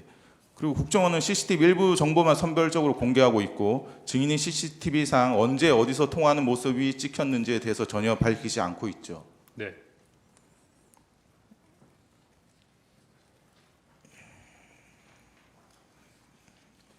24항 생략하겠습니다. 25항도 생략하겠습니다. 26항입니다. 증인이 12월 4일 이제 오후에 보좌관에게 전날 밤에 작성했던 명단을 다시 작성해라고 했는데 그 당시에는 보좌관이 처음에 그 12월 3일 밤에 작성했던 메모가 없어졌기 때문에 그렇게 다시 작성하라고 하신 건가요? 아닙니다. 그럼 다시 작성하라고 하신 이유가 정확히 어떤 건가요? 12월 4일 오후에 그 명단을 쭉 보고 있으니까 계속 그 두 명이 생각이 안 났던 부분이 머리를 맴돌았고 한두 명 정도가 더 있을 텐데라는 생각이 들었는데 다시 여인영 사령한테 물어볼 수 있는 상황은 아니었기 때문에 혼자서 이렇게 할까 저렇게 할까 하다가 뭐 특별한 의미는 없지만 보좌관에게 야 너 머리 좋으니까 뭐 다시 써봐라고 얘기를 했고 사람이 어떤 일을 할 때 꼭 한 가지 이유로만 얘기하지 않지 않습니까? 사실은 첫 번째 메모를 그 두 장으로 나눠서 써온데 사람 이름에 가로 열고 뭐뭐뭐 해갖고서는 아주 빽빽하게 해놔서 어떻게 보면 보기가 어려울 정도로 복잡한 메모라 이거 버리고 새로 써야겠다는 생각을 했었는데 마침 이제 보좌관이 들어오길래 너 머리 좋으니까 한번 이름만 다시 한번 시원시원하게 써봐. 하여튼 뭐 이런 식으로 얘기를 했던 것 같습니다. 예. 그래서 그 파란색 볼펜으로 이렇게 이름하고 본인이 기억하려다가 기억하지 못한 부분을 직책으로 해서 이렇게 한 10명 정도를 기억해서 썼던 것 같습니다. 그러면 12월 3일 밤에 작성한 체포 명단과 12월 4일 오후에 작성한 체포 명단이 동의를 합니까? 명단은 다 동일합니다. 예. 의뢰 127호증의 1, 이제 홍장원 검찰 제출 자료 21에서 25쪽을 제시하겠습니다. 요 메모들이 있는데요.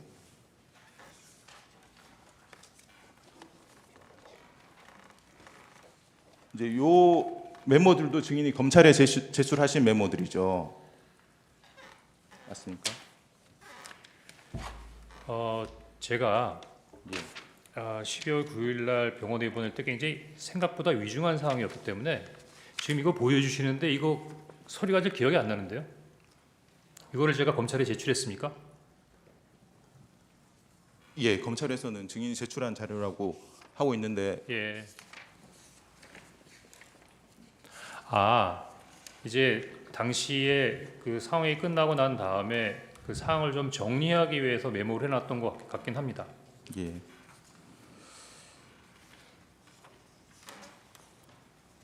이거 기억났습니다.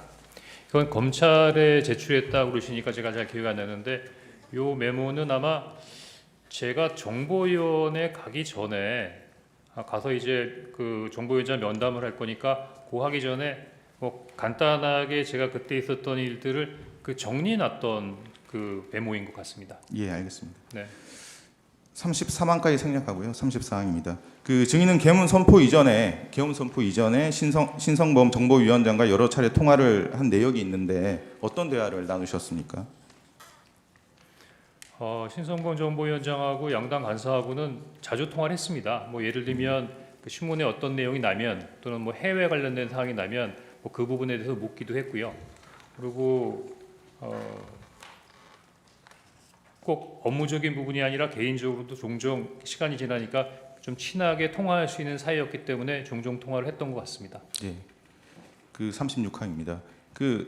자꾸 이제 피청구인 측에서는 박선원 의원과 이제 증인이 연락한 것에 대해서 문제를 삼고 있는데 그 계엄 당일 12월 4일 자정 무렵에 박선원 의원으로부터 카카오톡으로 이게 무슨 일입니까라는 메시지를 받고 한 2시간 지나서 저도 TV만 보고 있습니다라고 답장을 이제 보내셨고 박선원 의원이 그러셔야 합니다라고 보내신 적은 있으시죠? 예, 있습니다. 그게 답니다. 그 대화 말고 다른 대화가 있었습니까? 다른 대화는 없었죠. 언제 말입니까? 그 계엄 당일. 개명 당일은 전화 통화한 적 없을 겁니다. 예. 37항입니다.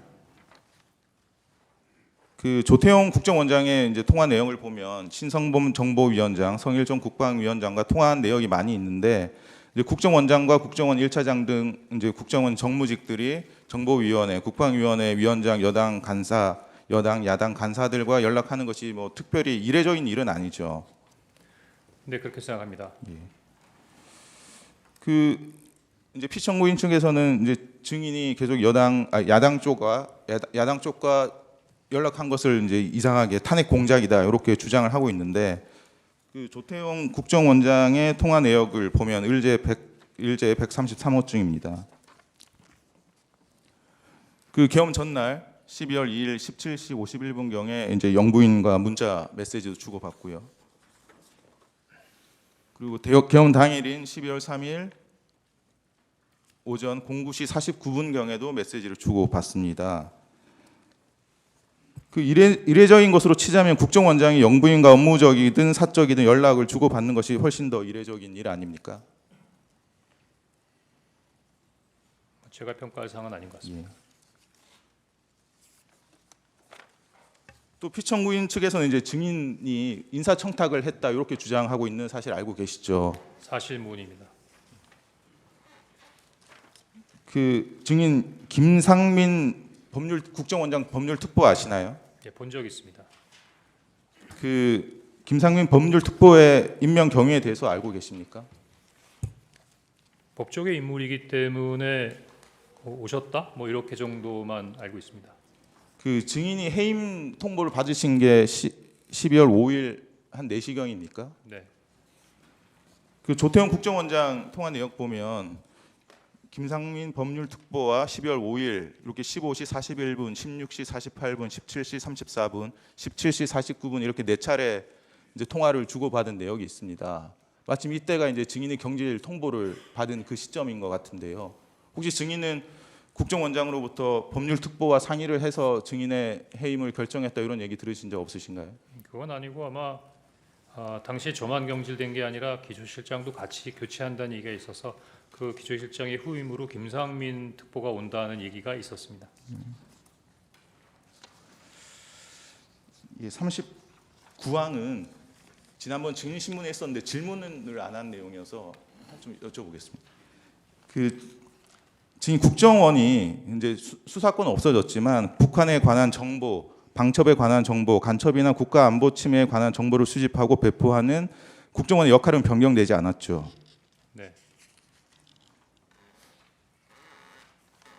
그리고 그 국정원은 국정원법에 따라서 국가안보와 국익에 반한 활동을 하는 내국인을 발견하고 추적하는 체계와 시스템도 갖추어 놓고 있죠. 내국인이라고 하셨습니까? 예, 국가안보와 국익에 반하는 활동을 하는 내국인을 발견하고 추적하는 체계와 시스템을 갖추어 놓고 있지 않나요? 예, 반국가적인 부분이라면은 안보수사국에서 그런 부분들에 대한 추적 활동을 할 것으로 생각됩니다. 그리고 국정원은 이제 수사권은 없어졌지만 이제 현장 조사, 문서 열람, 시료 채취, 자료 제출 요구, 진술 요청 등을 할 수 있는 조사권이 2024년 1월 1일부터 새로 신설돼서 시행되고 있는데 그 사실 알고 계시죠? 예, 조사권은 있다고 알고 있습니다. 네. 예, 추가 신문하십시오.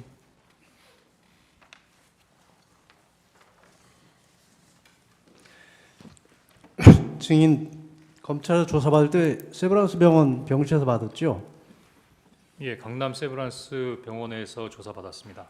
그 입원 기간이 어떻게 되나요? 며칠부터 며칠까지 입원했었나요? 한 7, 8일 정도 되는 것 같습니다. 일단 입원은 9일 날 했고 예, 한 7일, 8일, 9일, 한 9일 정도 된 것 같습니다. 한 18일까지 입원하셨나요? 그거는 지금 제가 기억 못 하겠습니다. 한 정확하게 구- 한 그 구일 정도 된다고는 정도, 예. 말씀드리겠습니다. 증인이 그 아까 메모지 이것을 박선원 의원에게 카카오톡을 보내줬다고 했죠? 네. 그게 언제쯤인가요? 제가 검찰 조사를 받기 전이니까 제가 검찰 조사를 12월 11일에 받았거든요. 그 직전인 것 같습니다. 왜냐하면 병원에 있을 때였고 박선원 병원에 의원이 있을 때인데 아까 사진은 집에 있는 강아지 매트리스에서 찍은 것으로 돼 있는데 그럼 날짜가 맞지 않는데요? 그건 그 전에 그건 그 전에 찍어서 그 그 전에 사진으로 갖고 있었던 것 같습니다. 그 전에 찍어서 미리 갖고 있었습니까? 네. 무슨 이유로 그 사진을 찍어서 가지고 있었죠? 12월 6일 날 그 정보에 갔다 온 이후에 요 사항들을 다 찢어버릴까 했거든요. 다 없애버릴까. 근데 결과적으로 없애지도 않았고 사진만 찍어 놓은 거네요. 그렇습니다. 그럼 사진을 여러 군데 지금 보낸 적이 있습니까? 없습니다. 박선원 의원은 12월 11일 국회 본회의와 12월 12일 김어준의 유수공장에 출연해서 이 메모의 작성 경위에 대하여 증인이 여인형과 통화를 하는데 증인이 불러주는 것을 보좌관이 받았어서 파란 글씨가 보좌관의 것이라고 했습니다. 이것은 증인이 알려준 내용인가요?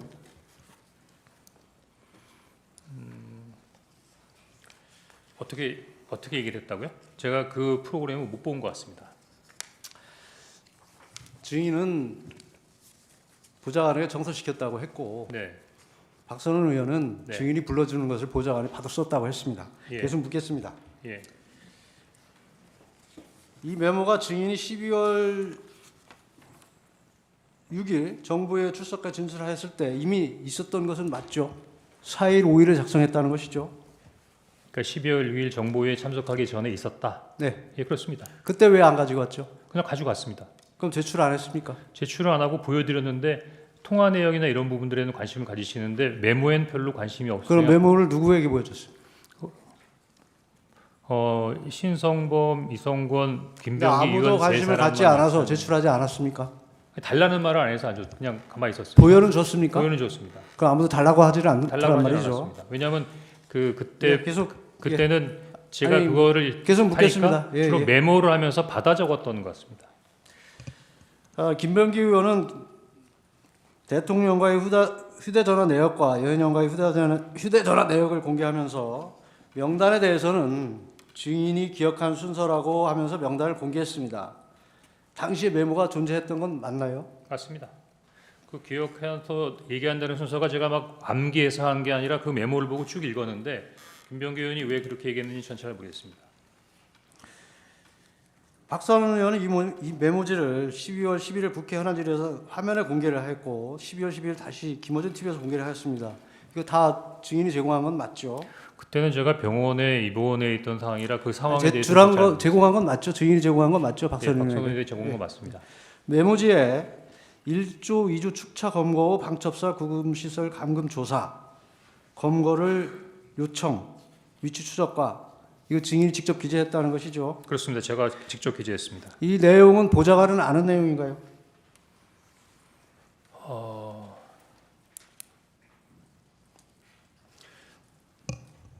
처음 보좌관이- 메모지에 없었고 나중에 가필한 것이기 때문에 보좌관은 모르나요? 아니 혹시 보좌관이 왔다 갔다 하면서 사실 보좌관이 다른 사람처럼 생각하는데 차장실 정도가 되면 이 정도보다도 훨씬 자 이제 보세요. 비밀이 많이 있습니다. 예. 메모를 그 3일 계엄 당일 또 4일 5일까지 정리를 했나요? 그러면 이미 비상계엄이 해제가 됐습니다. 그리고 당초에 5일까지 한 게 아니라 4일날 4일 날 오후에 완성이 된 완성이 거죠. 됐습니까? 예. 그러면 이미 그때는 비상계엄이 해제된 시각이고 그리고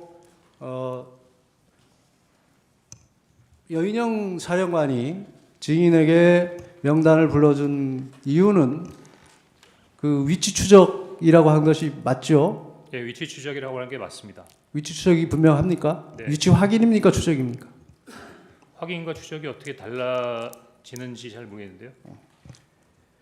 그러면 이미 체포자가 비상계엄이 해제됐고 이거 명단을 이용해서 더 이상 사용할 데가 없는데 또 증인은 아까 미친 짓이다까지 했던 메모를 다시 정서한 이유가 뭡니까? 위치 추적을 위해서 필요한 것은 아닐 테고 이미 제가 미친 비상계엄이 짓이라 해제됐기 때문에 그렇다면 증인은 이 어떤 다른 목적, 정치적으로 활용하거나 어떤 증인의 입지를 확보하기 위한 목적으로 작성했던 건 아닙니까? 그 메모지로 어떤 정치적 입지를 만들 수 있죠? 아니란 말이죠. 아닙니다. 그 메모지에 아까 말한 1조, 2조 추차 검거, 방첩사 구금시설 감금 조사 등에 기재한 이유는 뭐 기억력을 되살려 넣기 위해서 기재한 겁니까? 왜 기재한 겁니까? 아침부터 저녁까지 여러 정보 보고를 받다 보면 아침에 받은 정보 보고를 가끔 잊어버릴 때도 있습니다. 제가 아니 보기에는 이미 이때는 비상계엄도 메모해 놓은 해제되고 예. 뭐 특별히 이게 사용할 데가 없는 것인데 굳이 왜 또 정리를 해놨냐고 묻는 겁니다. 정보적인 차원의 회로도 방첩사령관이 비상계엄 때 한 뭐 그러면 그런 일이 있었다는 것을 적어 놓은 겁니까? 아니 10여 명의 계속 묻겠습니다. 10여 명의 인원을 체포하려고 했다고 하면 최소한 이런 사람들이 이렇게 했다는 부분 정도를 기억하고 있어야겠다고 그걸 생각하지 기억할 않겠습니까? 이유가 있나요? 국정원의 대공수사권이 언제 없어졌죠? 지난 정부에 없어졌던 것 같습니다. 안보조사국은 언제 생겼습니까? 안보수사국은 이번 정부가 생긴 다음이었던 것 같습니다. 안보조사국은 2차장 산하인가요? 예, 2차장 산하입니다. 그 메모지에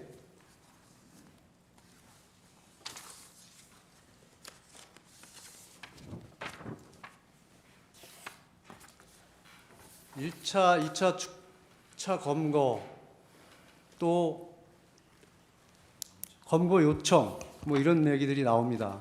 근데 여인영 사령관은 증인과 통화했을 때는 체포조가 아직 나가 있을 때도 아니라고 하고 있습니다. 그런데 증인은 아까 증언에서도 체포조가 나가 있습니다라고 여인영 사령관이 얘기를 했다고 합니다. 그건 맞지 않는데 상식적으로 어떤가요? 글쎄 저는 그냥 이야기한 대로 들었기 때문에 그 체포조의 어떤 동선이나 이런 부분 이야기한 대로 적은 것이 아니고 당초 메모에 증인이 특정 목적을 가지고 이걸 기재해 넣은 것이라고 볼 수밖에 없습니다. 왜 그러냐면 이게 체포조 출동 시간과도 맞지 않고 방첩사에 구금 시설도 없고 지난 기일에 재판관님께서 물었을 때 검거 요청은 아닌데 검거 지원 요청을 잘못 기재했다고 했습니다. 여러 가지가 상식에 반합니다. 그렇다는 것은 이것이 조작되거나 특정한 목적으로 작성됐다는 것을 설명하는 이유가 그것밖에 없다고 생각한다는 것입니다.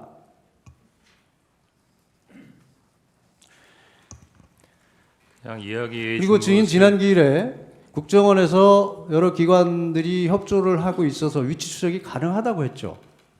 법적인 절차에 따르고 그 관련 협력기관과 협력하면 가능하다고 했습니다.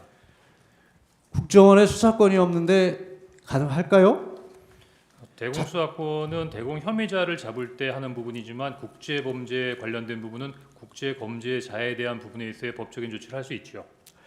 자체 위치 추적 장비가 있습니까? 없는 걸로 알고 있습니다. 그럼 결국 위치 추적을 하려면 통신사에 요청을 해야 되고 영장을 받아야 되는 것은 맞죠. 통상 제가 알기로는 소방청이 위치 추적을 정확히 한다고 들었습니다. 소방청에서 위치 추적을 한다고 들었습니까? 예, 소방청하고 경찰청과 협조해서 한다고 들었던 것 같습니다. 경찰청, 소방청의 위치 추적도 모두 통신사의 협조 없이는 불가능합니다.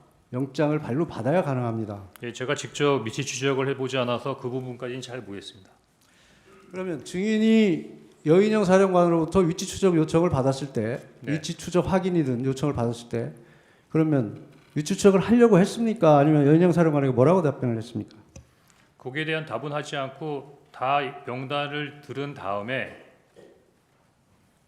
어떻게 해?라고 물었습니다. 뭐 예를 들어서 위치 추적을 하든 어떻게든 어떻게 하면 어떻게 해? 했더니 저에게 직접 전화를 주십시오. 이렇게 이야기했던 것으로 기억됩니다. 결국 결론적으로 보면 증인이 할 수 없는 일을 요청받았다는 것이네요. 그렇다면 증인은 그건 우리가 할 수 없는 일이다라고 분명히 얘기했어야 될 것이고, 특히 이거 미친 짓이다까지 생각이 들었는데 그거에 대해서 어떻게 해라고 묻는 것이 상식에 부합하나요? 만약에 여인영 사령관이 저에게 그랬다면 아마 제가 혼을 냈겠죠. 그런데 그 전에 지시를 받았지 않습니까? 그 부분에 대해서는 고민을 했습니다. 그 전에 대통령께서 지시를 했다는 말씀인가요? 그렇습니다. 그때 대통령께서 증인과 여인영 사령관이 육사 선후배라는 얘기를 한 워딩이 기억나시나요? 기억 안 납니다. 대통령은 검찰총장까지 했고 국정원에 대한 수사를 오래 했습니다. 그래서 그 체계를 수사 체계를 누구보다 잘 압니다. 그리고 국정원에 대공수사권이 없다는 것도 압니다. 그런데 거기에 대고 증인에게 무슨 체포 지시를 한다는 것이 말이 된다고 생각하시나요? 저도 지금까지 그게 궁금합니다. 대공수사권도 없는데 체포 지시를 한다. 이것이 말이 되지 않는 것이고, 우선 대통령께서는 증인과 방첩사령관이 육사 선후배이고 방첩사령부에서 간첩 수사를 할 경우 국정원에서 가지고 있는 대공 용의점 정보를 제공하고 방첩사 여건이 열악하니 국정원에서 지원하라는 취지로 얘기를 하셨다고 합니다. 그것을 증인은 일방적으로 누구를 체포하라는 지시로 받아들였다는 것인가요? 증인도 지난번 증언에서 목적어가 없다고 얘기한 건 맞죠? 맞습니다. 그것을 단순히 대통령과의 통화 후에, 그것도 여인영 사령관이 먼저 전화를 한 것도 아니고 증인이 여인영 사령관에게 전화해서 무엇을 할 것인지 물어보고 두 사람 간의 연결을 증인 마음대로 한 것 아닌가요?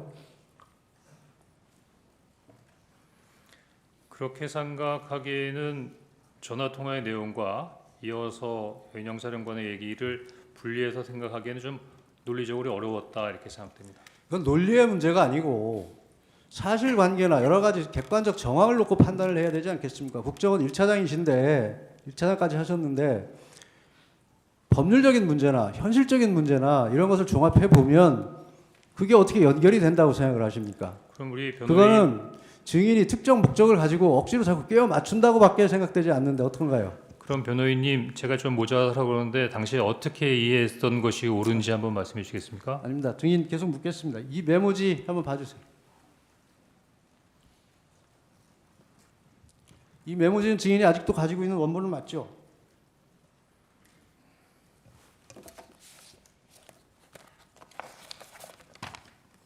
예, 가지고 있습니다. 이 메모지에 다시 아까 2차인지 3차인지 증인이 얘기하는 그 메모지에 조혜주, 양정철 두 사람이 또 추가됩니다. 네. 이건 언제 기재한 건가요? 아까 말씀드린 대로 12월 11일 오후에 검찰 조사를 받으면서 검사가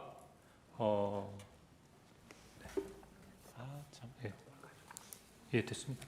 원본 좀 달라고. 예, 원본. 언제 기재한 겁니까? 검찰 조사 받을 때입니다. 12월 11일입니까? 12월 11일 오후로 기억합니다. 그러면 검찰에는 왜 이것을 제공을 안 하고 아까 그 보여준 문서 그거를 제공을 했죠?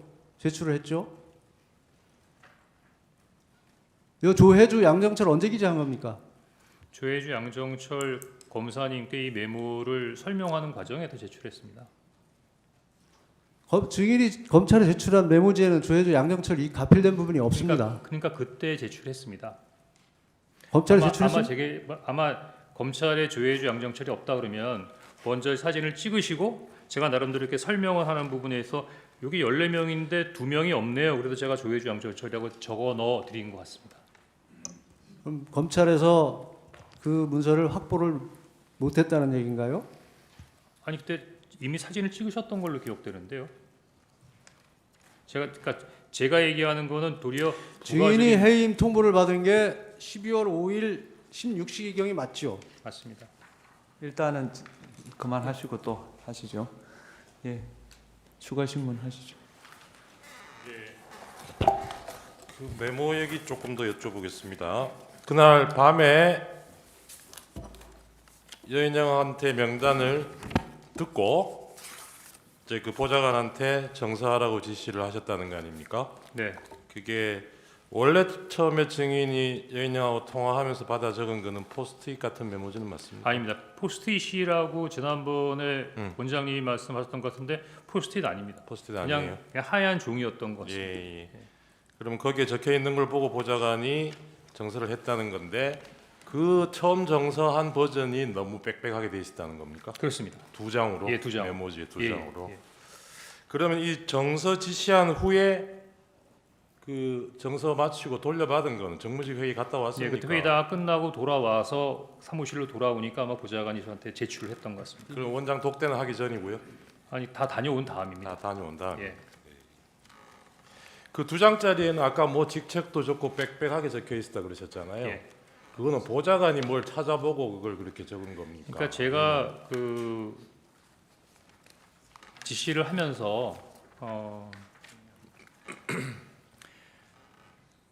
제가 아마 이렇게 좀 익숙하지 못했던 이름이고 누구인지 잘 몰라서 야, 잘 모르는 사람이 있는데 누군지 좀 알아봐라고 했더니 본인이 이제 뭐 네이버나 아니면 인물 정보 같은 걸 이렇게 찾아가지고 거기에다가 이제 부기를 했던 것 같습니다.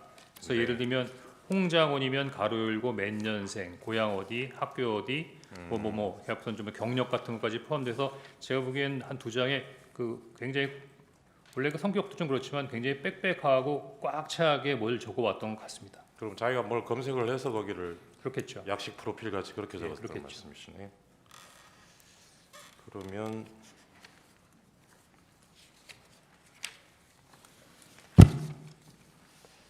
아까 대통령한테 그날 처음 전화 받았을 때 있잖아요. 네, 이게 전화를 드린 거죠. 처음에는 못 받았고 대통령이 전화했을 때는 못 받았고 8시 22분에는 제가 전화를 드린 드렸고요. 거죠, 그죠? 그때 예, 그때 첫 통화를 하신 거 아닙니까? 네, 그때 대통령이 증인한테 원장은 미국 가 계시죠? 뭐 이런 질문을 하던가요?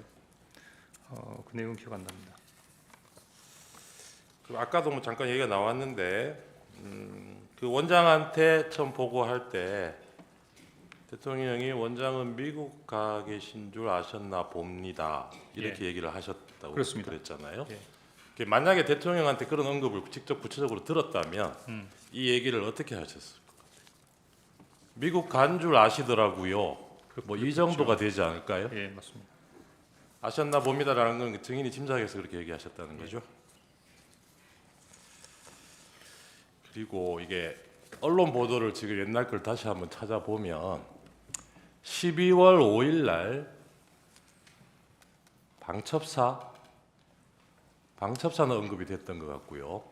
이런 체포조 명단이 있다는 얘기는 보도가 됐습니다. 그런데 이게 대통령이 지시한 거하고 연결되는 거는 증인 얘기가 처음이죠. 그게 아마 12월 6일자 조선일보 기사가 처음이었던 것 같은데 세상에 알려졌던 거는 그게 맞습니까? 혹시 그 전날 이 체포조 명단 기사에 나온 거는 보셨습니까? 체포조 명단 기사가 그 전에 나왔었습니까? 12월 5일자로 예. 나왔던 것 같아요. 기억 잘 안 납니다. 안 나세요? 예.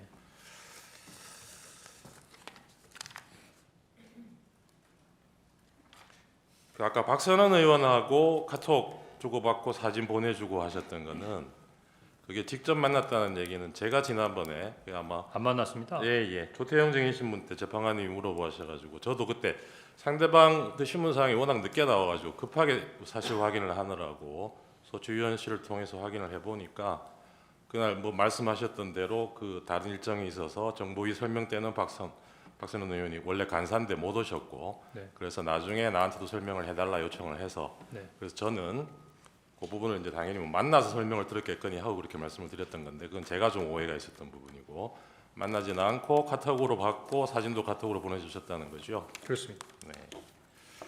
그렇게 기억합니다. 네.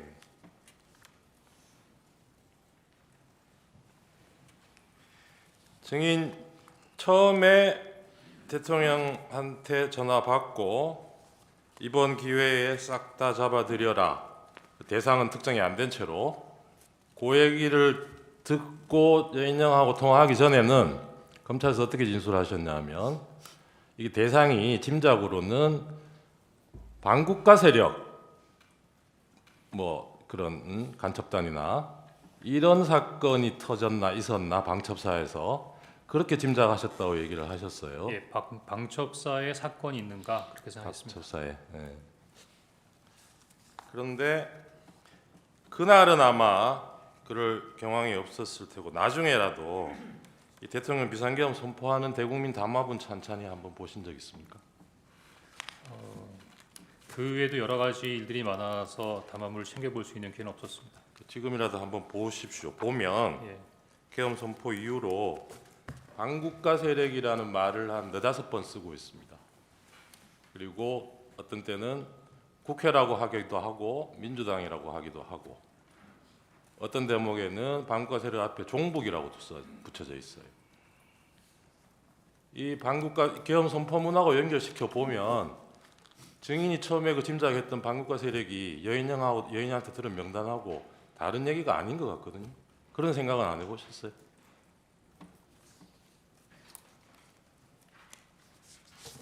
피천구 의원이 이 대국민 담화문에서 얘기하고 있는 반국가 세력은 글쎄 그 증인은 뭐 그 당시에는 그걸 모르셨다니까 나중에라도 한번 보시고 예, 그렇게 판단해 하겠습니다. 보십시오. 네.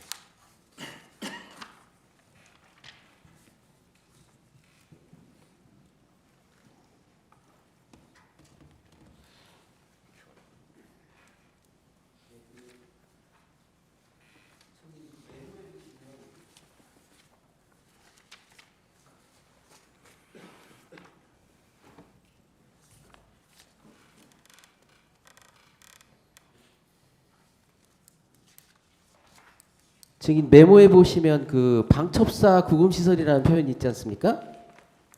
기억나시나요? 증인이 하신 메모해 보면 방첩사 구금시설 혹시 그거 이제 여인영 그 방첩사령관한테 직접 들으신 거 그대로 메모하신 거죠? 네, 혹시 그 방첩사에 구금 시설이 있다라는 거 없다라는 거 알고 계셨나요? 모릅니다. 갑 29-10호증 한번 제시해 보겠습니다. 수사기록 3928쪽인데요. 그대로 읽어드리고 그러면 이게 김대우 방첩 수사단장 진술조서인데요. 그리고 나서 사령관님이 저한테 구금시설이 어디 있냐면서 방첩사에 구금시설이 있냐고 물어보았습니다. 이런 표현이 있습니다. 이걸로 보면 이제 증인께서 기재한 그 부분을 듣고 기재했다라고 보이는데 특별히 이 부분에 대해서 기억이 있으십니까? 방첩사 구금시설 이 부분에 대해서.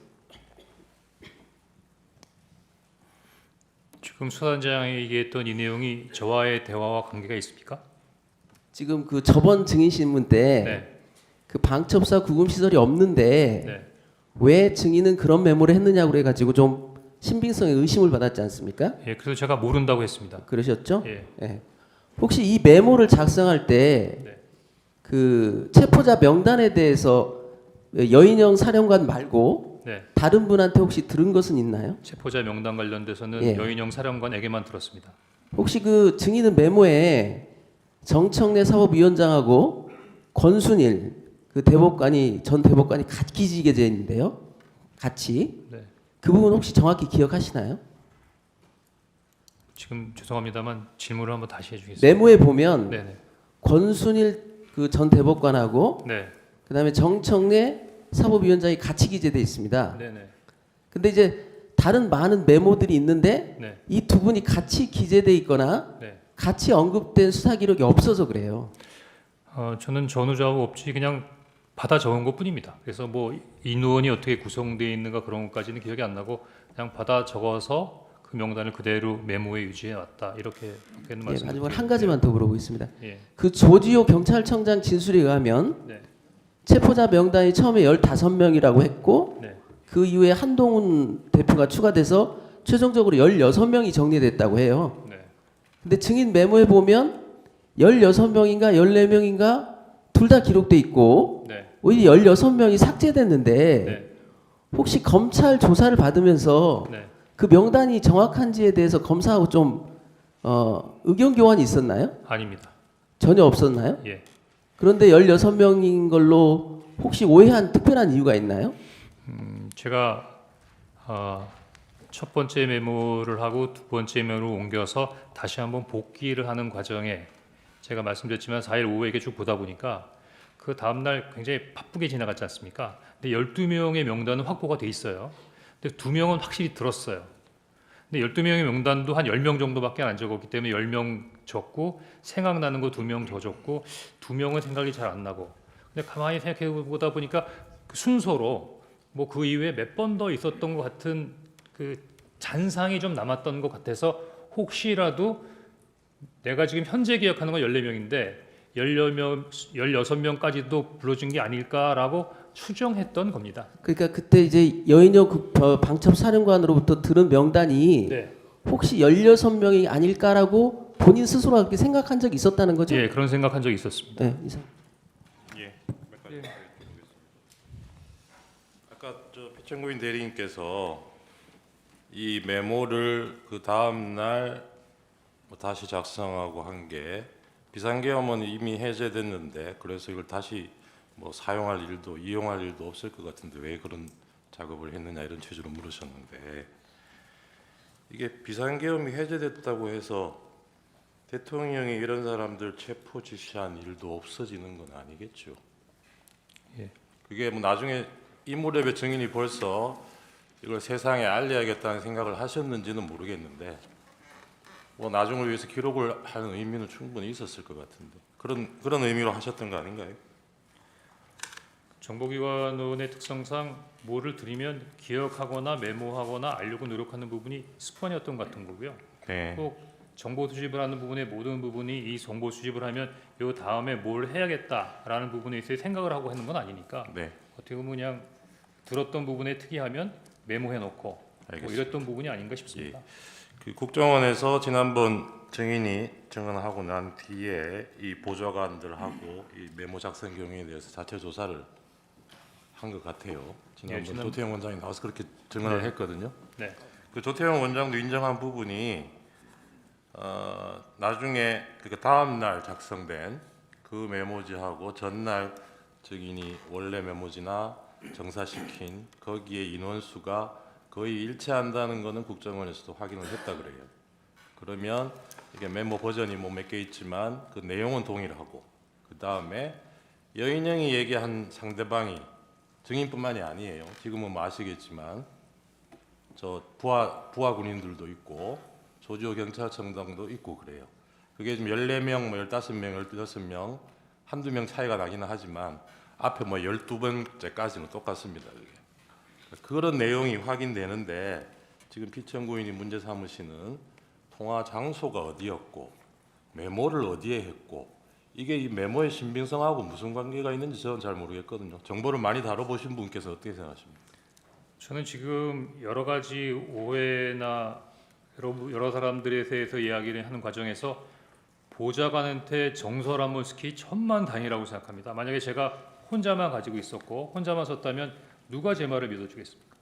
도리어 이번에 그 국정원장께서 저희 보좌관들을 조사하는 과정에서 이게 명단을 받던 사람의 어떤 증인이 나온 것 같다는 생각이 들고요.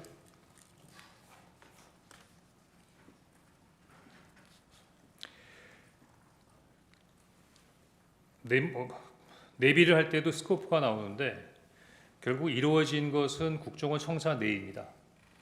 제 사무실에서 3분 거리에 떨어지는 원장 집무실, 그 원장 관저, 그 선상에서 이루어진 거거든요. 네. 그러면 시간은 그 통화 내역으로 정해져 있기 때문에 이미 정해져 있고 사무실에서 관저영화까지 그 짧은 기간의 거리 내에서 이루어졌다면 그 어디서 이루어졌다 하더라도 크게 놀랄 일은 아니지 않습니까? 네, 이상입니다. 질문 재판부에서 하겠습니다. 예, 승인. 그 국정원장이 대통령께 주례 보고하는 거 있죠? 네, 일주일에 한 번씩 합니까? 통상 그랬던 것으로 기억합니다. 지금 그 김규현 국정원장이 2023년 11월 26일에 퇴임한 걸로 되어 있고요. 그리고 조태용 국정원장이 2024년 1월 16일에 취임을 했거든요. 네, 그러면 그 중간에 한 달 반 정도 네, 기간이 비는데 네. 그 기간 동안 주례 보고는 누가 합니까? 제가 그 기간 동안에 직무 대리를 했고요. 그 기간에는 주례보를 안 했습니다. 안 했어요? 필요하면 그때는 국가안보실장에게 필요한 정보를 제공했습니다. 예. 그 증인은 지금까지 그 피청구인을 총 몇 번 정도 만났습니까? 몇 번 만났냐 예, 말씀이시죠? 만난 적. 예. 제가 기억하기로는 6번입니다. 아까 뭐 길에서 보고 그런 거 말고 그런 거 말고 6번 정도라고 기억합니다. 언제인가요? 제가 처음으로 차장으로 취임했을 때 1차장과 2차장의 취임을 축하해 주시는 저녁을 한번 했던 기억이 나고요. 식사를 같이 했어요? 예. 예. 그다음에 한 4번 정도는 대통령께 독대복은 아니고 원장님하고 같이 배석해서 보고 자리에 갔던 부분이 한 4번 정도 되는 것 같고 그때 안보실하고 그 북한 관련된 부분에 있어서 전문가 그룹의 저녁 식사를 한번 하는 자리가 있었으니까 저녁에 한 2번, 보고 자리 한 4번, 한 6번으로 기억이 됩니다. 그럼 그런 자리 이제 그 자리에 참석한 인원은 그렇게 많지 않은 그러니까 제 말은 대통령하고 이렇게 대화가 좀 오가는 그런 식사였나요? 거기 있는 비서실이나 안보실 관계자들도 다 같이 있는 부분이니까 크지는 않더라도 원탁 정도가 채울 정도에 있어서 인원들의 저녁 식사였던 것 같습니다. 예. 지금 제가 이걸 물어보는 이유가 뭐냐면 그날 대통령실에서 이제 국무회의 할 때 이제 조태영 국정원장이 그 자리에 있었다는 거거든요. 이제 그런데 그거를 제껴놓고, 그러니까 원장을 제끼고 지금 1차장한테 전화를 했다는 게 조금 약간 좀 이상하고요. 그 다음에 통화 내용 자체도 굉장히 그 단도직입적이에요. 뭐 봤지, 비상계엄 발표하는 거 이러면서 시작했다는 거니까 증인과 대통령은 이게 서로 상대방에 대해서 상당히 어느 정도 인식하고 잘 아는 그런 사이였나요? 대통령께서 어떻게 생각하시는지 잘 모르겠지만 저는 그 충심으로 모셨던 것 같습니다. 아니요, 그런 거보다는 이렇게 뭐 이런 대화가 좀뭐 전혀 뭐 초면에 이런 얘기 하기는 어렵잖아요. 뭐 초면에 하면 나 대통령인데 뭐 이런 얘기부터 해야 되는 거 아니에요. 근데 지금 제시하는 거 잘 들어. 뭐 이렇게 얘기를 해야 되는데 이건 그냥 봤지, 비상계엄 발표하는 것부터 대화가 시작됐다고 하니 그 정도 얘기할 사이가 되는 거냐고요. 그 부분에 대해서는 제가 뭐라고 답변 드려야 될지 잘 모르겠습니다. 그 다음에 그 이제 그날 23시 30분에 이제 그 저기 정무직 회의를 하고 나서 이제 조태현 국정원장에게 들어가서 좀 얘기를 했잖아요. 네, 그때 이제 대통령께로부터 전화 받았습니다 하고 대통령이 원장님이 미국 출장 가셨는지 아셨나 봅니다 하고 뭐 방첩사 지원하라고 하십니다 뭐 이런 얘기 쭉 했잖아요. 네. 그런데 이제 그때 조금 이상한 거는 그때 국정원장께서 뭐 놀라거나 그거 무슨 일이야, 그거 어떻게 된 거야 하고 좀 자세히 설명해봐 뭐 이런 식으로 대화가 오갔나요? 일체 답변이 없으시고 방금 말씀하신 것처럼 거기에 대해서 반응하지 않으셔서 사실 좀 당황했었습니다. 놀랐나요? 아니요, 안 놀랐습니다. 그러니까 조태용 원장이 안 놀랐다는 거죠. 네. 그럼 뭐 증인은 그때 좀 어떻게 생각을 했나요? 왜 안 놀라시지? 뭐 이런 거에 대해서 증인의 생각은 어땠습니까? 뭐 마지막에 지침이나 방향을 달라고 얘기하는데도 불구하고 그냥 자리에서 일어나시는 걸 보면서 나하고 이제 이 부분에 대해서 구체적인 부분으로 얘기하고 싶어 하지 않는구나라고 느꼈고 당시에 통상 공직에 있는 사람들은 보고를 받고 지시를 했다는 부분들은 그만큼의 책임이 있는 부분이기 때문에 이런 상황에서 그런 부분에 대해 책임을 안 지시겠다라는 부분을 이해했습니다. 증인 말을 들어보면은 그 원장님 최소한의 지침과 방향은 주셔야죠라고 했더니 조태용 원장이 화를 내듯이 자리를 박차고 일어나서 더 이상 대화가 어렵다고 생각했다 이렇게 증인이 얘기를 했는데 네, 그런 내용이 맞습니까? 그렇게 기억합니다. 조금 더 자세히 설명해 주실래요? 그때 상황을. 어디부터 시작할까요? 그러니까 최소한의 그러니까 그 거기부터 얘기를 하죠. 방첩사를 지원하라고 합니다. 방첩사가 이재명 한동훈을 잡으러 다닙니다.라고 얘기한 다음부터 예. 그 끝까지. 그래서 전화를 받았다는 부분하고 방첩사를 지원한다는 내용까지는 뭐 평이한 내용이라고 생각할 수 있는데 방첩사가 이재명 한동훈을 잡으러 다닌답니다. 그러면 다소 놀라시거나 거기에 대해서 특별한 관심을 표할 거라고 제가 생각했거든요. 그런데 내일 아침에 얘기하자라는 말씀이 조금 당황스러웠고요. 저는 지금 지시를 받아서 뭔가 해야 된다는 생각도 있고 또 구체적인 부분의 내용을 알고 있는데 그런 부분을 원장님하고 상의하고 싶거나 아니면 보고 드려야 하는 상황에서 뭐가 딱 막힌 느낌이 들어서 아니 저기 기본적인 부분에 대해서 지침이나 방향을 주셔야 하는 말씀했는데 아마 그 부분에 대해서 조금 뭐 아침에 얘기하기로 했는데 뭐 이렇게 말이 많아 뭐 이런 식의 반응이시지 않았나 생각합니다. 예, 알겠습니다. 예, 감사합니다. 의견 진술 아니 의견 진술 기회 좀 들어보고 또 하시죠. 예. 의견 진술 기회 드리겠습니다. 의견 진술 기회 드리겠습니다. 먼저 저도 12월 4일인가 아마 4일인 거로 기억이 되는데 그 여인영 그 방첩 사령관이 그 조지호 경찰청장한테 뭐 위치 확인, 뭐 체포 이런 거를 부탁했다는 기사를 보고 저도 김용현 그때는 국방장관이 구속이 안 돼 있는 상황이어서 제가 이게 어떻게 된 거냐라고 물어본 적이 있습니다. 그랬더니 좀 두 사람 다 이런 수사나 이런 거에 대해서 특히 여인영 사령관은 저게 순작전통이고 해가지고 도대체 이 수사에 대한 개념 체계가 없다 보니 위치 확인을 좀 동향 파악을 하기 위해서 했는데 경찰에서 그거는 현재 사용하는 휴대폰을 알지 않는 한 어렵다고 딱 잘랐다고 이렇게 얘기를 해서 저도 그런 부분에 대해서는 정말 불필요한 일이고 잘못됐다고 생각합니다. 그러나 지금 이제 우리 국정원 1차장의 이 메모와 관련된 문제는 그런 차원의 문제가 아니고 저와 통화한 거를 가지고 대통령의 체포 지시라는 것과 연결을 해서 바로 이 내란과 탄핵에 이 공작을 했다는 게 문제입니다.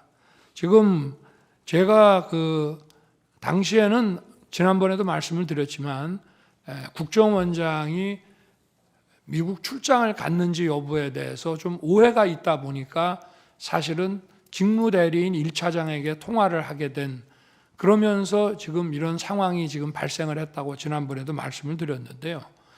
제가 여인영 그 방첩사령관을 도와줘라라고 한 얘기 그리고 제가 1차장에게 이따가 전화 혹시 할 수도 있다라고 한 8시 반경에 얘기를 해서 10시 넘어서 제가 이제 계엄 선포를 다 하고 올라와서 전화를 한 이유는 아까도 말씀드렸지만 몇 차례 본 적도 있고 또 뭐 일도 열심히 하는 것 같고 이렇게 해서 제가 격려 차원의 전화를 한 건데 그중에서 제일 중요한 부분이 우리 홍 차장이 여인영 사령관하고 육사 선후배잖아 하는 얘기가 가장 중요한 얘기인데 아까 그 얘기 못 들었다고 거짓말하지 않습니까?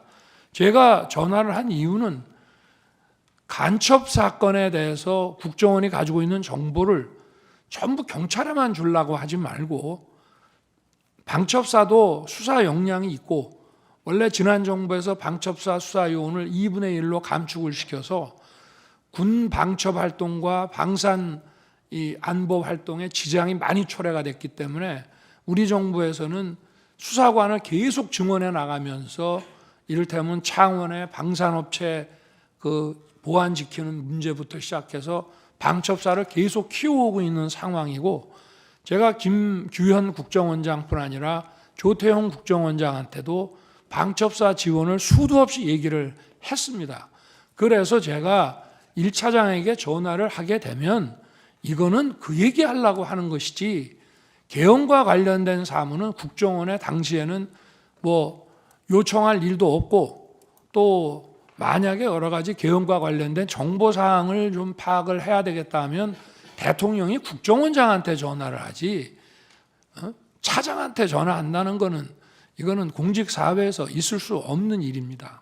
그리고 지난번 그 국정원장 그 어디 경찰 조사 때도 뭐 대통령께서 국정원 직제를 잘 모르시는 것 같습니다라고 조서를 수사관이 받은 모양인데 그거 전부 엉터리입니다. 우리나라에서 국정원 직원 빼고 저만큼 국정원에 대해서 잘 아는 사람이 없습니다. 저는 국정원 수사를 물경 3년을 했고요. 그리고 국정원, 방첩사, 경찰의 이 대공 역량을 보강하기 위해서 취임 이후에도 엄청난 노력을 했을 뿐 아니라 국정원 인사를 벌써 여러 차례 해온 사람이라 속속들이 저는 잘 압니다. 제가 1차장한테 이런 얘기를 한 것은 육사 선후배이기 때문에 좀 국정원에서 이런 걸 할 때 정무직 회의라든가 간부 회의 때도 좀 거들어 주라는 얘기를 이제 한 것인데 이거를 간첩을 좀 많이 잡아 넣기 위해서 정보를 좀 경찰만 주지 말고 여기다가도 방첩사에도 주고 지원을 좀 해주라는 얘기를 이런 무슨 목적 없는 체포 지시로 해서 그 여인영이 뭘 부탁도 안 하는데 대통령이 도와주라고 그랬다고 해서 이런 거를 받아서 여인형은 경찰에다가 물어보니 경찰이 어렵다고 하니 국정원은 뭐 미행이라도 하고 뭘 하니 그 뭐 위치 확인하는데 좀 도움이 될까 해서 헌 얘기를 이렇게 엮어가지고 대통령의 체포 지시로 이거를 만들어냈다는 게 이 핵심입니다. 이게. 그래서 이 메모를 아까도 왜 자, 지금 12월 3일 날 밤에 저 국정원은 뭐 신출귀몰한다고 뭐 저 영장 없이도 이렇게 수사권이 없어도 뭐 좀 미행이라든지 뭐 정보 활동을 통해서 사람 어디 있는지를 알아낼 수 있지 않는가라는 뭘 잘 모르는 사람의 이런 부탁을 받아서 미친놈 말도 안 되는 소리 하네라고 했다고 하면서 그거를 또 한 번 계속해서 이 메모를 만들어 가지고 있다가 자기가 12월 5일 사표 내고 6일 날 해임이 되니까 이걸 가지고 대통령의 이 체포 지시다라고 이거를 엮어낸 것이 바로 이 메모의 그 핵심이라고 저는 말씀드리고 싶습니다. 그리고 아까 국정원장에게 대통령이 방첩사 지원하라고 했던 얘기에 대해서 국정원이 원장이 별다른 대답을 안 했다는 것은 제가 판단하기에는 저한테 하도 들었기 때문에 그 얘기는 맨날 하는 얘기니까 아마 내가 저 국외 출장 중인 줄 아시고 저 1차장하고 통화를 했다가 그 얘기를 하셨던 모양이구나 라고 저는 원장이 받아들였을 것이라고 생각하지, 개헌과 관련된 별도의 그 어떤 지시였다고 한다면은 바로 저한테 아마 국정원장이 특달같이 전화했을 겁니다.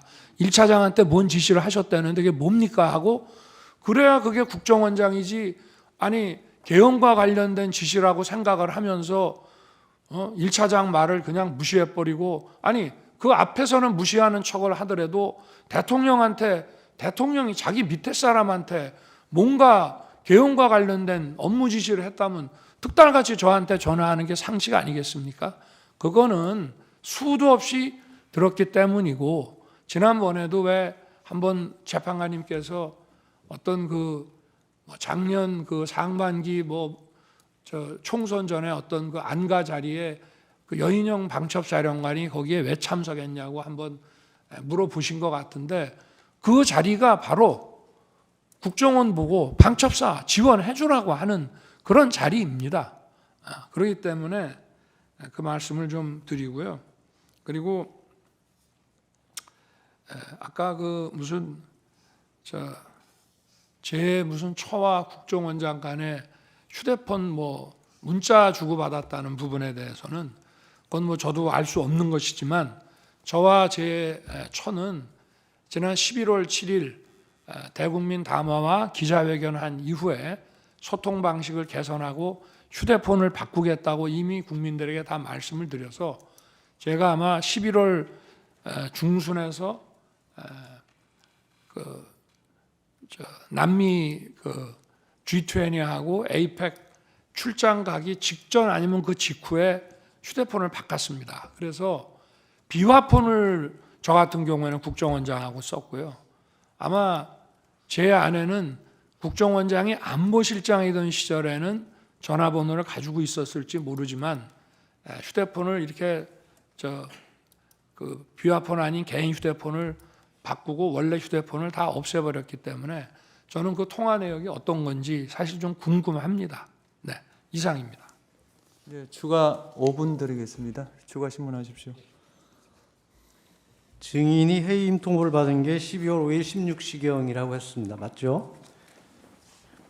그 다음 날 12월 6일 조간부터 국정원 발로 한동훈 등 정치인 체포 지시라는 뉴스가 보도되기 시작합니다. 기억나시나요? 조선일보에서 그런 기사가 났던 거 기억합니다. 공교롭게도 증인이 해임 통보 받은 다음 날 조간입니다. 그 해임 이유와 관련해서 지난번에 국정원장과 좀 다른 주장을 하시는데, 증인 박지원 의원에게 인사청탁 7번이나 한 적 없습니까? 없습니다. 없습니까? 그럼 증인이 직접 하지 않더라도 누구 다른 사람을 통해서 한 적은 있으십니까? 없습니다. 그럼 증인이 대북공작금 횡령 의혹과 관련해서 박지원 의원에게 설명한 적은 있습니까? 예, 있습니다. 증인은 박지원 의원에게 인사청탁을 한 적이 없다고 하지만 박지원 의원이 페이스북에 올린 글입니다.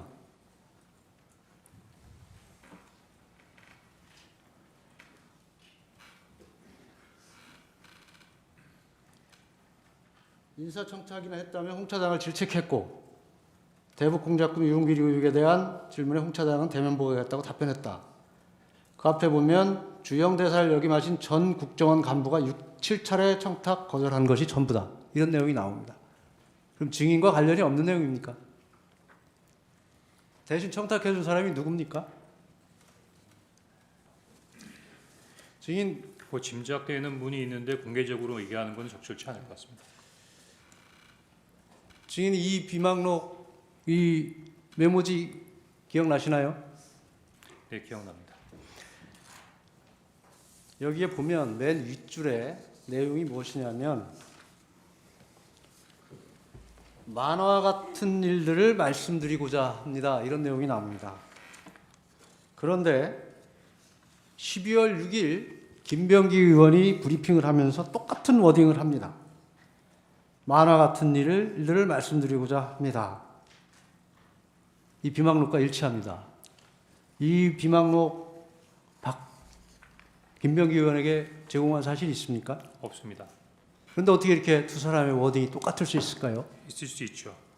있을 수 있나요? 제가 12월 6일 아마 12시 정도로 기억이 되는데 신성봉 정보위원장이 그 정보위원장 면담을 주선해서 그때 김병기 의원이 오는 게 아니라 이제 양당 간사가 오는 부분이었는데 일단 그날 신성보 위원이 물어봤던 것 자체가 조선일보 관련된 기사가 어떻게 된가를 물어봤고 제가 전화로는 얘기하기 어렵습니다. 그랬더니 와라 가겠습니다. 그래서 사실은 정보위원장이 이 비망록을 김병기 의원에게 제공한 사실은 없다는 말이죠. 네, 예, 다만 알겠습니다. 가서 얘기할 때 제가 보기엔 부서가 좀 있어야 되니까 노트 테이킹을 좀 해서 갔던 것 같습니다. 아까 정부인 측이 마치 대통령께서 증인에게 체포 지시를 한 것을 전제로 질문을 했기 때문에 대통령께서 설명을 하셨지만 다시 한번 확인을 하겠습니다. 분명히 증인에게는 목적어가 없었다고 말씀하셨죠. 예, 목적어가 없었다라고 얘기했습니다. 그리고 여인영 사령관과 통화한 것은 여인영 사령관이 먼저 한 것이 아니라 증인이 먼저 한 것이 맞죠. 예, 제가 먼저 했습니다. 그렇다면 논리 구조적으로 증인은 방첩사를 도와주라고 하니까 방첩사에 전화를 했다는 것입니다. 그래서 그렇게 오인을 내지는 그렇게 생각을 했다는 것입니다. 당연하게 생각한다면 여인영 사령관이 먼저 증인에게 전화를 해서 요청을 해야 되는 것입니다. 그런데 증인은 별로 협조적이지 않은 여인영 사령관에게 전화해서 무슨 뭘 도와줄 것을 얘기하고 있습니다. 이게 논리적으로 맞다고 생각을 하시나요? 저는 여인영 사령관에게 전화하고 싶은 마음 전혀 없었고 또 여인영 사령관에게 뭘 도와줘야겠다고 생각한 적도 없습니다. 다만 방금 전에 이상입니다. 지시를 받았으니까 예, 수고하셨습니다.